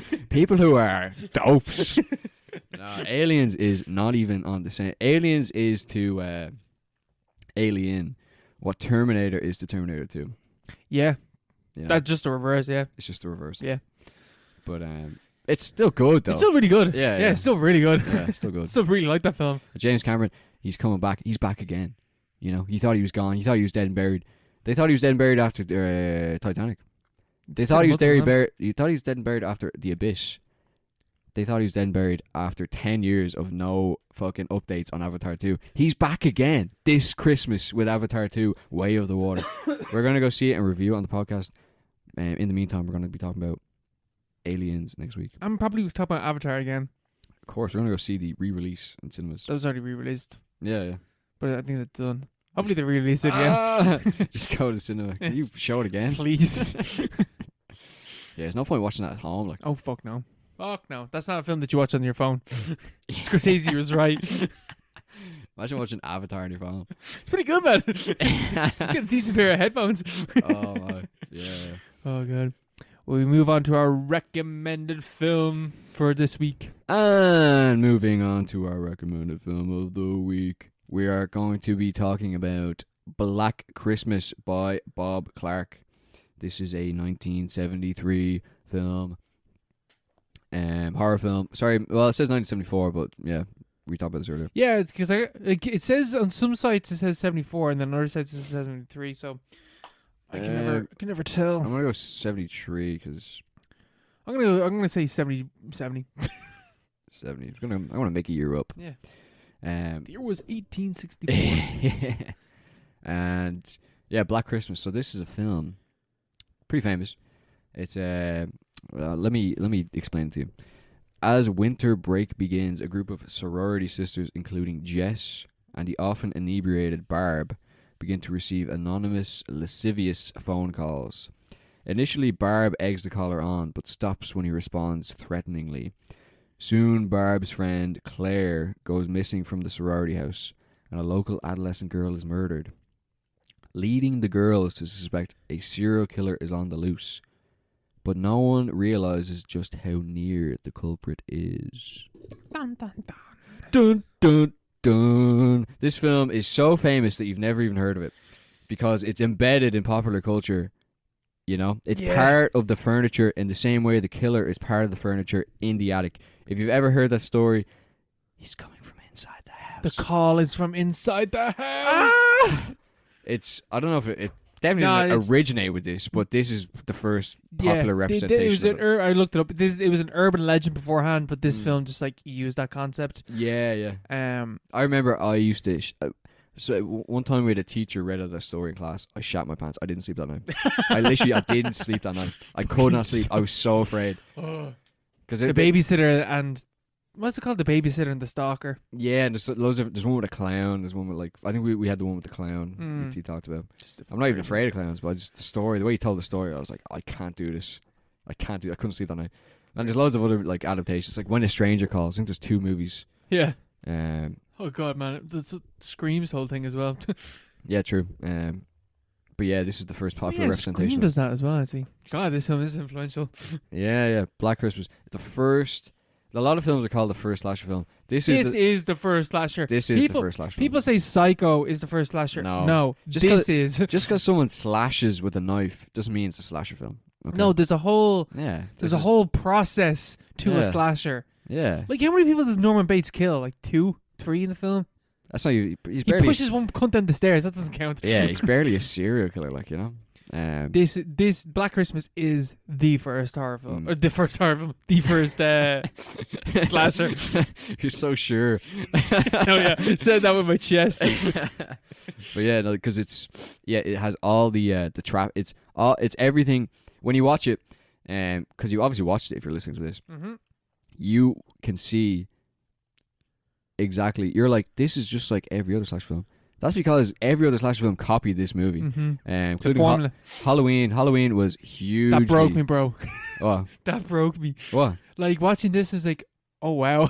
Yeah. No, Halloween was hugely influenced by this film because this film is so well done. You know, because it's almost hard to kind of get a frame of reference because it just. Because if you said to me, "Oh, this made in 1988," I'd be like, "Yeah, it's a pretty good film," you know. But like, this is made before every other big slasher film. Yeah. And it's not just. I wouldn't say, "Oh, it's just a good film." I'd say that's a really good slasher film. But like, this is the first film. Like, there wasn't slasher films weren't a thing when this was made, and it basically invented the genre, and it did so well that it's like that its influences. Or no, it's the things it influenced are themselves influencing like a whole other subgenres onto themselves. Yeah, you know? It's like it started as a subgenre, you know. Yeah. Because obviously I'd like heard like, oh yeah, like Black Christmas is really influential. It really had like really strong influence on Halloween. I was like, yeah, sure, like as a slasher does, yeah. And then the film starts with a first person shot of the killer getting into the house. Yeah. I lost my mind. It's like, no, John. I was like, John, you fucking hack. You're joking me. You hack. At least in this one, it's not one take. So at least John Carpenter managed to do that. Yeah. It's not one take. It's intercut. But like, the killer in this film is, I think it's always like nearly like anytime it's him, it's from his perspective. And also key thing, you never see him. Yeah. Like the most you see of him is an eye and like half his face. Yeah, half his face over a cloak. Yeah. Which is again stolen. Yeah. In Halloween. But like, it's actually not done as well in Halloween. It's done way better in this film. Oh my god, yeah, you literally like, you know in Halloween, like she pulls on the mask and you see his face for a brief second. You literally see, like, you don't even see, you see the corner of his eye and like a bit of his hair, and that's it. Like, you don't see anything. Yeah. It's like, it's proper.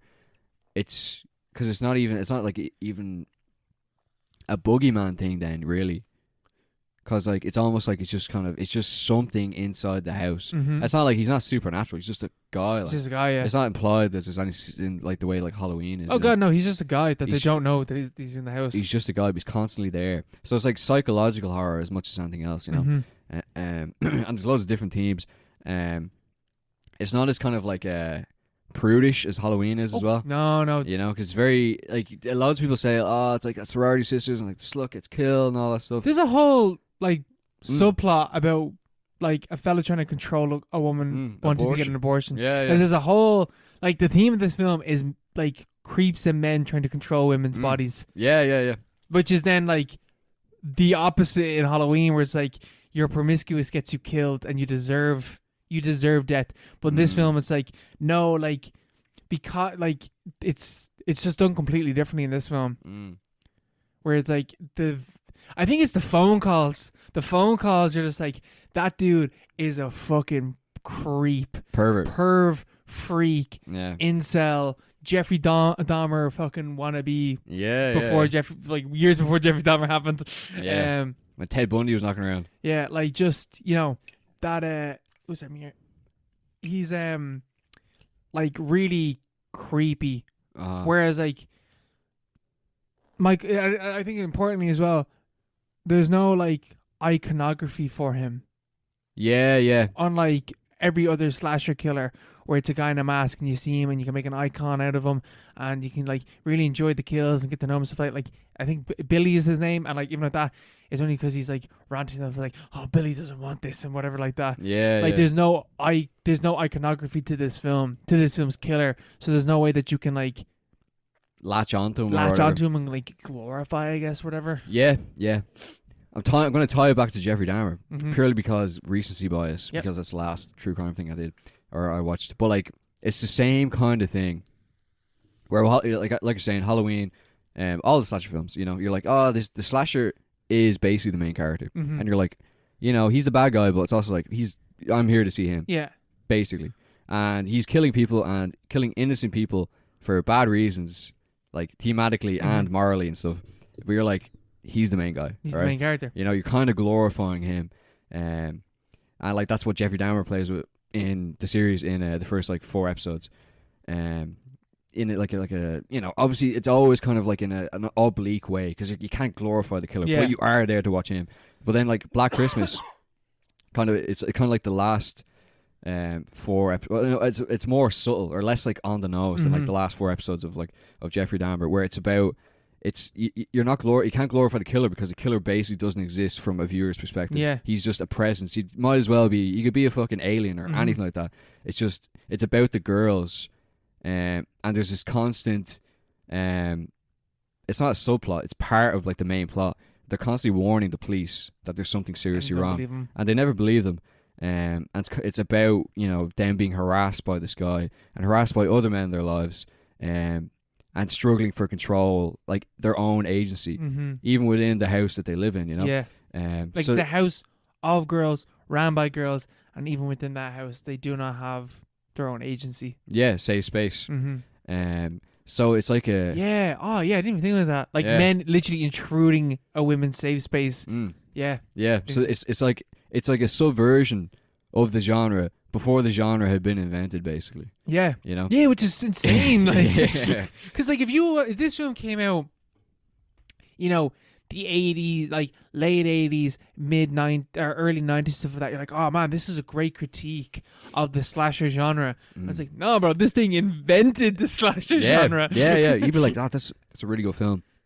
I like its kind of subtle critique. It's like, it's subtle because they didn't think it was a critique, really. Yeah, they were just doing it. Because they're just doing it. It's just a horror film, which happens to kind of inspire other things, which went in different directions and had different themes. There was a remake last year, I think, or the year before, or maybe it was in 2019, Because I remember 2019. Yeah, because I remember I watched this. The reason I watched this originally, I watched it in Vancouver. I rented it off Black Dog DVDs. Shout out To Black Dog. I still have my membership card. I'm still waiting on my free DVD. But yeah, I watched it because a remake was coming out starring. I want to say it's Imogen Poots. I actually think you're right. I'm a big fan of her. But anyway, she was in Black Christmas, the new one. And I watched the trailer. I haven't seen the film. I'm going to judge it anyway. It looks dog shit. Mainly because it's all like girl power kind of thing. It is an Pootsy mad thing. Yeah, go on. It's like kind of a girl power thing. But like, you know, watching the original film, you're like, that's like, why did you make a film where like this film isn't girl power, but it's just like, that's like kind of implicit. See, that's the implicit, you know, base level of the film. Because I remember people like critiquing that remake, being like, why, like more or less saying like, why did you make it like political and like bring out these aspects, make it about that, accentuate it, yeah. No, but like turn the film into that. But then when you watch the original film, you're like, bro, that is the original film. Yeah, like, did you not like? Because I remember, I think it was explicitly Jeremy Johns, that, you know, that YouTuber. Yeah, Jeremy Johns. He hated that remake. His popped collars and all that. Popped collar and the red background. Yeah. Giving out about the remake, saying, and I didn't even fucking know it was a remake, and he was saying like they made it about girl power and all this stuff or whatever. But then when you go back and you watch the original film, like that is in the original film as well. Yeah. Way more subtle, but like the one of the subplots is literally a girl's boyfriend being really possessive and controlling and creepy, and her trying to get the main character trying to get away from him because he's like, no, you're gonna have that baby, you're not gonna have an abortion, and she's like, this has got nothing to do with you, like, you're forcing me to do something. And he's like, yeah, but you're just being selfish. Like, but you're being selfish doing that, inflict on me, whereas I have to go through all of this. You don't have to do shit. yeah. He's like the social representation of what the killer represents, like physically. Yeah. And like in terms of like actual violence in the house, you know. To the point where like they think that the boyfriend is the killer. yeah. Because it's a perfectly valid, you know, suspicion to have. But yeah, like because it was either. People were mainly giving out like, oh, this is like feminism, PC gone mad kind of stuff. But like, you know, the only real reason to treat that film, I haven't seen it. Obviously it's rubbish. I'm assuming because it's way too explicit with that. Yeah. But like why remake the film? The first one was like, there's nothing. It's not like they remade Halloween where like, you know, the franchise had gone to shit. Yeah, or like where they remake it where you know, girls don't get killed for having sex or whatever, you know. Because there's no need to remake a Black Christmas where it's about girl power, because the original film is about women taking control, basically, in an environment where they're being threatened by mysterious men. That's not glorifying the man. There's no like, he's so evil. Yeah. But like, I'm here to see him. It's about the girl. You're watching the girls. The girls are the main characters. Yeah, it's all about the girls, you know. It's all about the girls. Yo. Yeah, it's a really good film. Like, there's no reason to remake it. That's why. That's the real critique there, you know. No, yeah, definitely. But it's a top film, like top film. Oh, fucking man, the way this film is shot, yeah, so well shot. It's the lighting, the sounds, like those phone calls are so creepy. Like just the multiple different voices that Billy has and stuff like that, where like he's talking to himself in like 5 different voices. When he like this is like, because right, when you watch like an old horror film, you know, like I don't find at no point to Halloween I'm like, oh god, like gripping my seat with tension, being like, even the first time I watched it, or like even Texas Chainsaw or anything like that, because like it's the build and like there's other stuff going on, but like the actual like chase, I mean, isn't like, except for Texas Chainsaw is a bit like, oh god, but it also goes on for fucking ages. And the slow running and all. But like when, what's the main character's name? Jess. When Jess stumbles into the room where Billy is with the two with like her two mates, and they're both dead, and she looks across and he's just looking at her through the nook in the door, and that's like, oh fucking hell, and she slams the door on him, and he just screams. Yeah. And chases her down, and she's hauling ass. Like, she's not running slow, she's running quick. Yeah. And he's also wailing and chasing after her. I was like, oh fuck. Actually, that was the first time I've seen like a horror film like from this old. I was like, oh, like I'm actually, oh Jesus. Yeah. And he grabs her, and I actually jumped. I was like, fuck it, hell film. Yeah. It's really good. It's really good. It's a scary movie. I'm not sure how it was made. Or like Bob Clark. Like, what else did he do? I'm not even sure. He's done another Christmas film. That's all I know. Yeah. It's just part of his Christmas cycle. He made Baby Geniuses as well. Did he? Yeah. No. and the sequel. Baby Geniuses. Like, it's just so bizarre. Like, yeah. It was originally titled Silent Night, Evil Night. Yeah, it's just such a weird, like, you know, like maybe one of the best. I think maybe if this was about Halloween, it'd be more well recognized. Yeah, it is because it's a horror film set at Christmas. Set at Christmas, yeah. Which like people don't really watch horror films at Christmas, and there's definitely a place for them. But they're not. It's not a huge thing. Yeah, Halloween's definitely the main time for it, you know. But like this film is definitely well recognized among horror connoisseurs such as ourselves and yourself. But it's not as famous, obviously.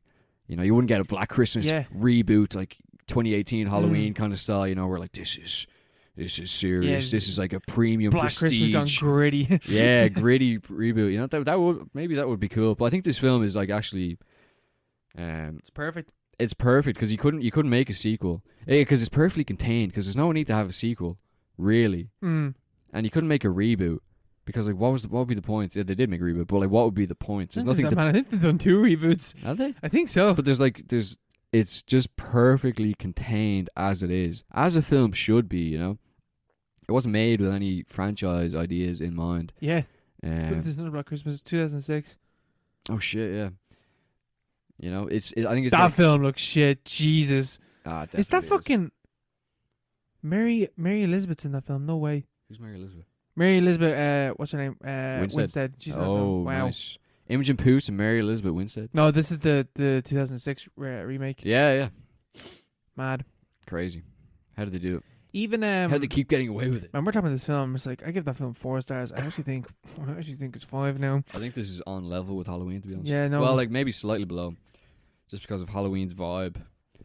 You know, but I think the vibe is also, it's like a cultural thing. It's a cultural kind of like atmosphere, which is not really down to the film. Black Christmas kind of unfortunate though. It didn't have the same impact in like a wider sense. Yeah. Like it's not, and I think that is just like if this was as iconic as Halloween, if this was on every year on like Channel 4 or whatever, you'd be like, fucking Black Christmas, man, sign me up. Yeah. It would have its own franchise. Everyone would be like, oh, this is the best. And I think that is like partially because it is a horror film set at Christmas, you know? Oh yeah, definitely, yeah. Yeah, fucking fantastic film though, my god. And like even the kills, because you know, like people, like, you know, it's a slasher film. What are the kills like?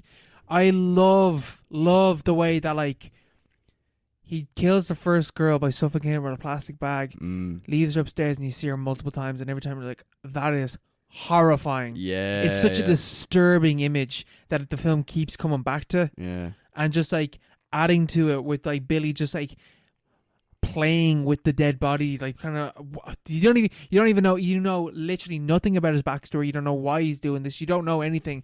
You can only kind of infer that like he's kind of playing a house with the dead body in the window. Yeah. Oh, fucking awful stuff. Yes, it's like it's the implication. You know, it's the implication of it's the implication of something. You know, it's the implication. It's the implication of the horror. You know, which you know you think about it in your head, like, why is he doing this? It doesn't really matter. It's horrifying. You know? It just works. The reason doesn't matter. The doing it is. Apparently, it's based on a true story, as they all are. Of course. Yeah, of course. In a series of murders in Quebec. Yeah. Quebec, Canada, and of course, it was received quite poorly when it was released. I don't know how. Probably because they didn't know what they're watching. They're like, man, the 70s is fucking banging for horror films. This film is really good, but it's just like, it's not Texas Chainsaw, so I'm gonna give it a 3 stars out of 5. You know. Yeah. And then people were like, actually no, wait, this is one of the greatest horror films ever made. You know?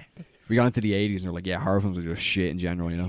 And you get to the 90s, like, yeah, they're pretty good again. Yeah. And you get to the 2000s, they're shit. And you get to the 2010s, like, yeah, they're pretty good again. Yeah. Man, are we in for a decade where horror films are shit? Is that the way it's going to go? It's like that for a while, I think. Methinks. But yeah, it's been reappraised as one of the greatest horror films ever made. And it's a fact. Absolute fact. It is a fact. Yep. Big fat fact. Bob Clark. What a legend. Way to go, King. You're in the Parapod Hall of Fame. Yeah. What do we call our Hall of Fame? Or do we have a book? A book? A book. Like you should write a book about movies. You should. It'd be fucking awful. Like that long. The halls of Paro. That's the laziest title. Everything's just Paro. Everything. Just have Paro do it. Yeah. The pod of fame. The pod of fame. The pod of the something like that. Because I listen to like a podcast and they have like this like thing is like the halls of hard work and success. So they just throw stuff into it like whatever. Another thing I listen to is like the hall of awesomeness or whatever. Okay. Like that's way more cheesy. That's explicitly like it's too lame. It's too lame, but like that's kind of the point. Yeah. We need something like that. Okay. We need to brainstorm a name. Like if you're a listener, if you're listening to this, send us in your suggestions for what our Hall of Fame should be called. Yeah, what should it be called? And we'll make up a list of films that will be in it. Because I can only think of like there's people and films are allowed in it. Yeah. Characters as well, maybe. Yeah, and we can make a physical shrine. You know, with DVDs and portraits. Yeah, I'm like where the faces of whoever made the film. Yeah, it'd be fun. Yeah, it'd be great. It's not weird. It's not weird at all. And then we jack off in front of it. I can't wait to jack off tonight. Speaking of weird, we'll move on to some listener questions. Let's go. If you want to ask us a listener question, you can get to us at paro_pod on Twitter or on Instagram, or you can email us at theparopod@gmail.com. Our first question is coming in from Robert, and Robert's asking, how will Halloween Ends end? So this film's coming out on Friday, so we've no idea how this film's going to end. So this is not spoilers. This is pure another speculation. It's going to end with Laurie winning and Michael being killed. Yeah. And then he gets up and walks away. And then she looks back and like, not again. And she's like, not again. They're going to recreate the ending of the first film, but with like Laurie's granddaughter. Yeah. I can see that right now. Didn't we call it last time what the ending would be? I think we did. We said something. Yeah, you called like exactly something that would happen and you were like spot on. I can't remember what it was though. I think we were just mentally overwhelmed by how bad that film was. But you called something like perfectly. Because I think we were looking forward to Halloween Kills. We were like buzzing and thinking up of ideas. I am so not into this film. I think this film is going to be dog shit. Yeah. I think it's going to end terribly. How will Halloween's end badly? Badly, in short. But I think the genuine ending is going to be that Laurie and Michael kill each other or something like that. Something along those lines. Or they have sex. Oh, yeah. What if they bone? It's meant to be. It was just them playing hard to get. Yeah. It's gonna be whatever the ending is gonna be. It's gonna be bad and it's gonna be disappointing, and it's probably just gonna be like Michael surely. Oh man, what if this film doesn't like? Do you think this film ends with a tease that Michael isn't actually dead? How else? How could it not end with him like dying or something? Well, because I suppose he can't die, can he? Because it was already established that he's kind of this immortal. Film takes place 4 years after Halloween Kills. I didn't know it was 4 years. I knew it was a little bit after. 4 years. That's a hell of a long time. Yeah, so clearly he's immortal because he was stabbed and beaten and like shot killed. And curb stomped and everything. Yeah, shot in the head multiple times in the end of the last one. 4 years later, he's like 70 years old and he's still alive. So like, dude's like 80 by this stage. Yeah, how could he possibly die? But at the same time, how could they possibly call the film Halloween Ends and then have it end the exact same way as every other film has ended. Oh man, I feel like they are. I feel like this film's gonna end. What if it ends like He has a son. No, what was that? What was that one? Son of Michael. Is it Halloween Resurrections with is it LL Cool J kicks him in the balls and he goes "Arrgh." They electrocute him. They have a cameo of LL Cool J comes back. Yeah, yeah. Does the same thing. It's like, I got him. Don't worry, Larry, step aside. I got this. This time I got him. Yeah, I think if this film, or Paul Rudd comes back. yeah, Paul Rudd comes back, kills him. If this film, I feel like this one's gonna, whatever's gonna happen is gonna be bad. Laurie is probably gonna die. Michael Myers is probably gonna die. If this film ends with the hint that Michael Myers isn't dead, I am going to be unbelievably pissed off. We should kick off. Oh, I will. We should actually ask. I will write letters. we should ask for our money back for that. Oh yeah.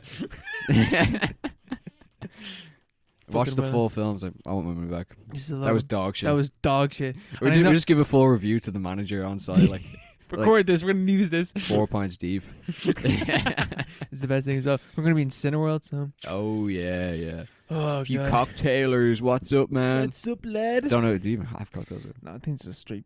I don't even Just do beer. pints. It's bottles. We'll be doing beer runs. Don't worry. Yeah, loads of beer runs. Yeah, Gonna need it for this fucking shit. yeah. Bring loads of cans in. Trying to take Robert's second question there. Oh no, it's directly to me. Never mind. Owen, how do you feel about them making Now You See Me 3? Equally bad about how I feel about Halloween Ends. Why on earth is there a third Now You See Me? Yeah. I just want them to explain how they do all those tricks. Yeah, like what's with the magic? How does that work? Like, imagine if they did just like Halloween. Now You See Me 3 is literally just like Jesse Eisenberg just standing there for 2 hours just explaining how every magic trick works. That's like half the films as they already exist. It's like, it happens like this and then this. Look at the card flowing through my jacket. It's like it's the most pointless film. It's a series or whatever. The first film is the most pointless film.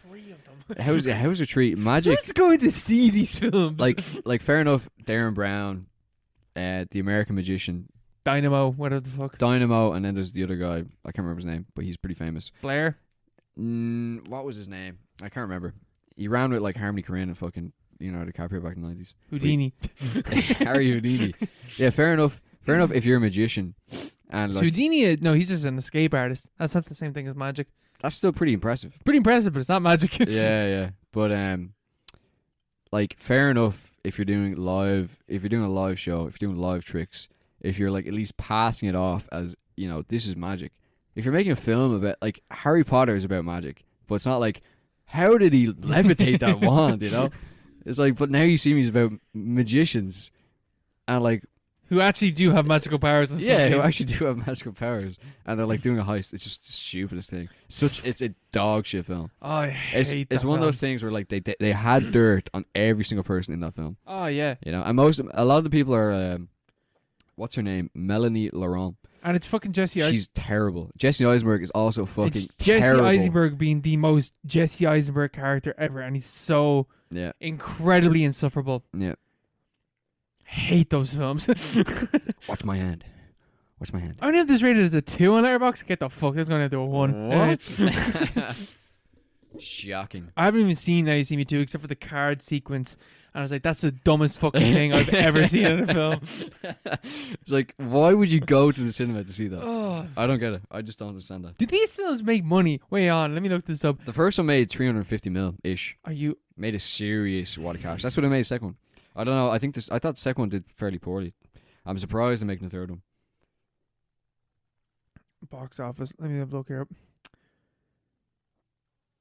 Bro, it made the exact same amount of money. Did it? 335 million. Oh, stop. If this one makes 300 mil. A gross of 270 million. Are you joking me? A budget of 120. This is fucking ludicrous. The Jesus. third one? No, the second one. Oh, the second one. Wait, the second one had a budget of 120 million. Yeah, and it made 270 million. It didn't 240 million. Barely broke even. Why are they making a third one? I hate everything. Fucking hell. Okay, do you want to take Liam's big sexy question? I will.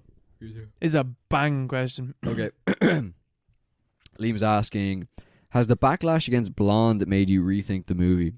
And in general, do you feel weird for liking movies and then seeing they're hated? Sometimes I feel guilty and try to change my own opinion, which is silly. I think that is silly, Liam.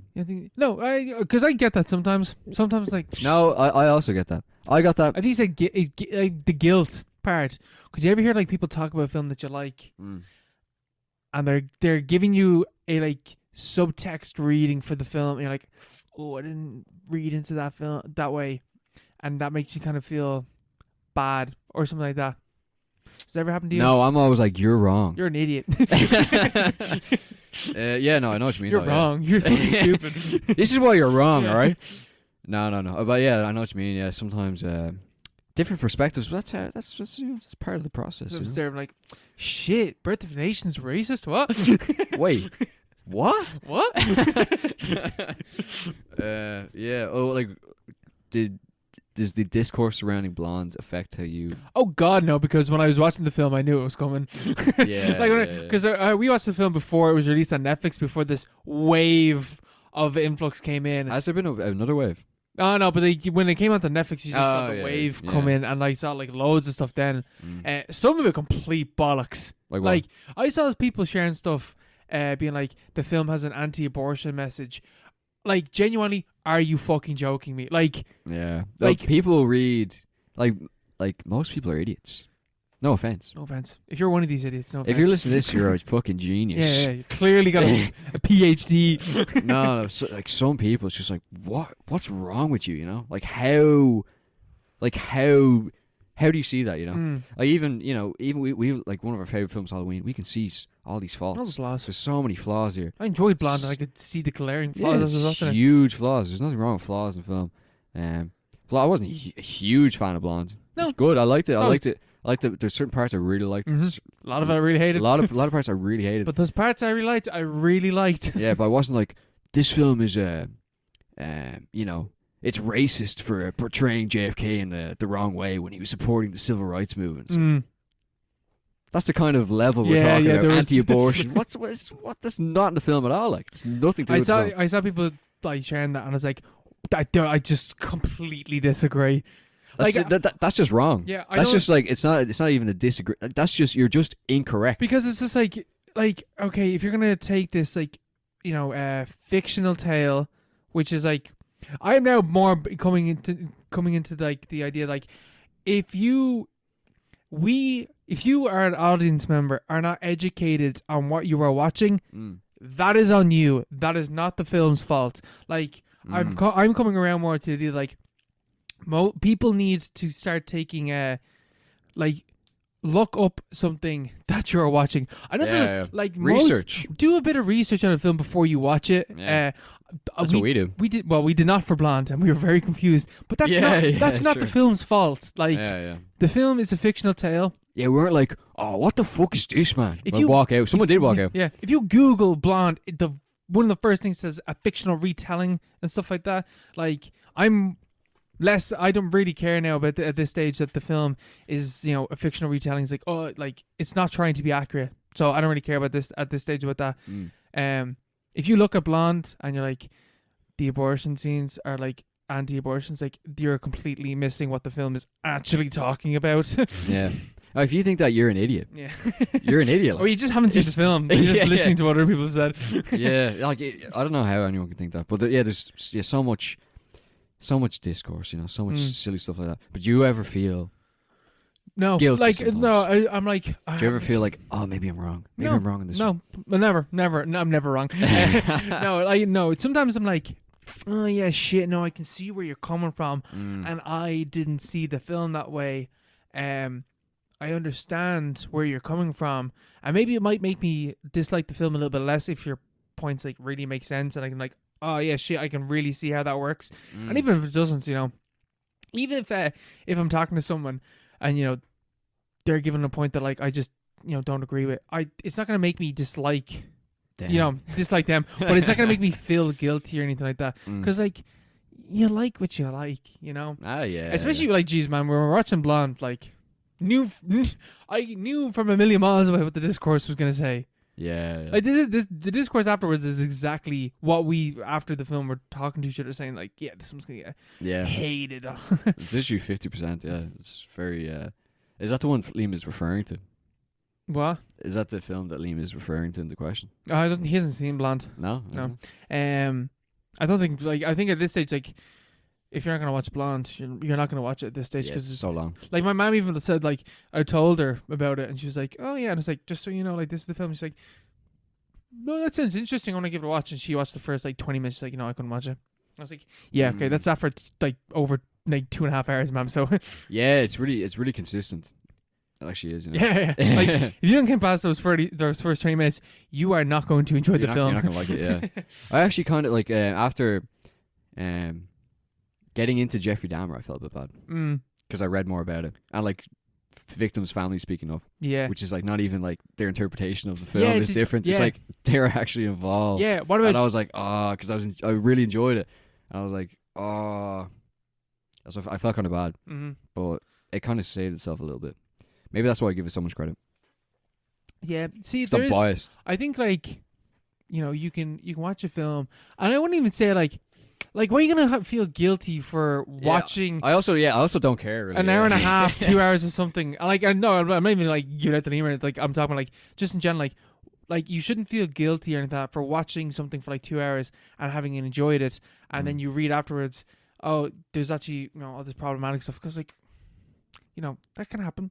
There's a lot of reasons that things can be problematic. Yeah, what other stuff to be worrying about? Yeah, other shit. I got bills to pay, right? Yeah, I don't care about what some nerd on Twitter is going to say. Yeah, I'd read your article, but I have a job to go to. I have friends to meet. It's like, yeah, you shouldn't feel guilty at all. Also, especially when like I never feel guilty about people watching like having, like I would say 90% of the films that I love or really like. Most people fucking hate. Like, what do you mean? Like, I recommend Possession for the film club. Oh, yeah. And I think me and 3 other people liked the film, and there was 15 people on that Zoom call. Yeah. So, like, everyone has different tastes, different ways of reading things. Mm-hmm. Yeah, that's nothing wrong with that. It's art, that like. You could, if you want to feel real good about yourself, just look up some like, so like if you watch something, and just look up, because there's gonna be like the leftist side of why people hate the film. Just feel good about yourself and read all the right wing stuff of why people don't like the film. Yeah, exactly. You're like, at least I'm not them. At least I'm not them. Yeah. Or like the same with all art, Yeah. It's like you read Naked Lunch. Oh, what an amazing novel. Someone's like, oh, William Burroughs was a pedophile rapist. And I'm like, I don't care, all right? I'm reading the book. Yeah, he was, and I'm reading his work. I'm reading his book. Yeah. I really like his book, That's a different conversation. Yeah, that's all about enjoy what you enjoy. Yeah. Unless it's a Marvel film, in which case you should feel bad. Yeah, you should. Watching CIA propaganda, you should feel bad. You should feel guilty. Only messing, guys, but also not. But also I am messing. Also, never feel bad. But also... Never feel bad about yourself. Like, you're amazing. People take movies real fucking seriously. Yeah, like us. Yeah. Like, we're like, what are you talking about? You're wrong. You're incorrect. Screaming down the phone. It's on the calling people to calling tell them people up like, you're a fucking idiot. You don't understand Black Christmas, man. It's actually the exact opposite of what you think. It's like calling it some woman, a girl who has like a critique of the film, like with 5 Letterboxd followers. You become Billy, like yeah.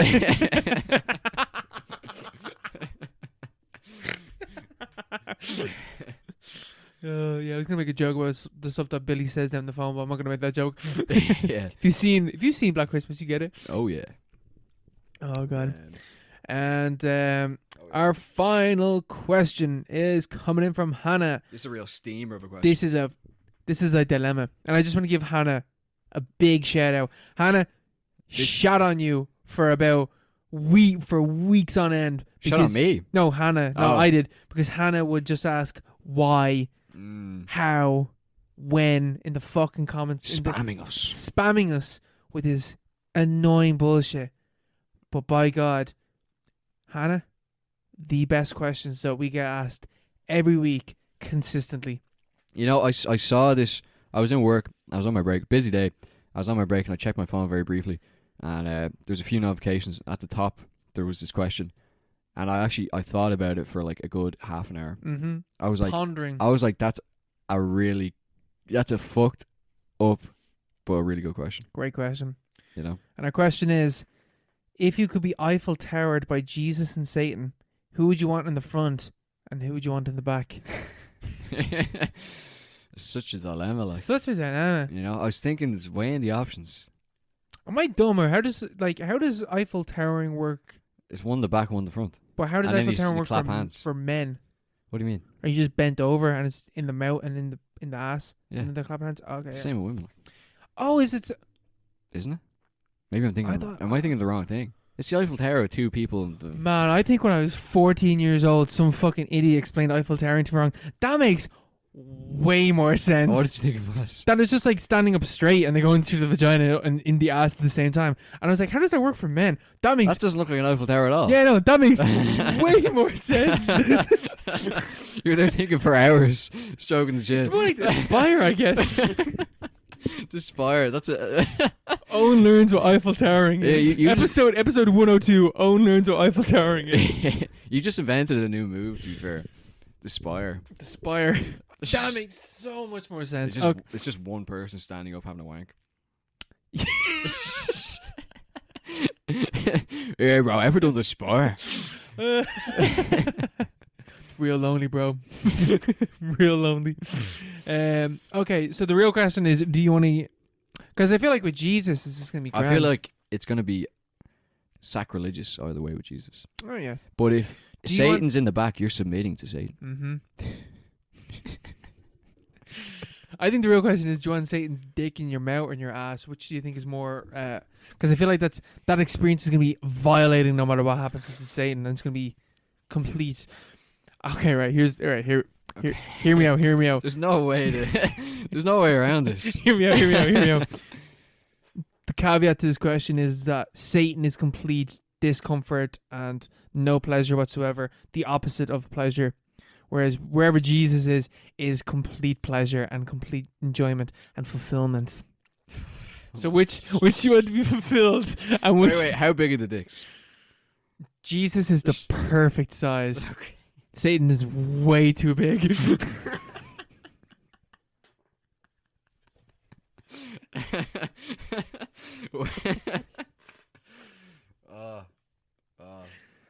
That doesn't help. This doesn't help. It makes it worse. Yeah, I feel it. You know, it's the Catholicism definitely, but I feel like we're committing a sin. Every time I think a thought now, every time I try to conceptualize this question, I feel God staring at me like, give me the I can stick, feel his guy. hand on my shoulder. Yeah, I'm like, And he's like, don't answer no, it's this about question. Jesus, God, not you. Get out the way, God. I'm talking about your son. I'm talking about me banging your son. Yeah. I think Satan in the mouth and Jesus at the back. Gee, really? Why? Because I think Jesus is going to be really tender and loving about this. But then you're going to get throat fucked by Satan. I'd rather get throat fucked by Satan than ass fucked by Satan, if I'm completely honest.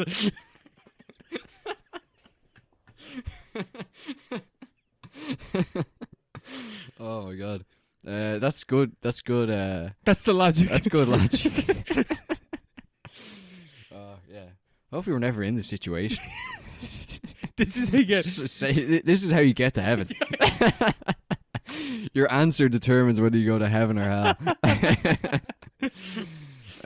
Yeah, it's pretty solid logic.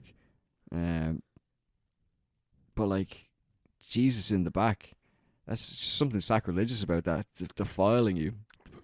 It's in the brown town. What do you think is more sacrilegious, sucking Jesus off, or? Well, I feel like Jesus is a virgin. It's canonical. Oh yeah, so you don't want to take Jesus' virginity. Oh yeah, so you want to suck him off, and then leave Satan to the dirty, fucking sacrilegious evil. He's used to that shit. Yeah. He only has.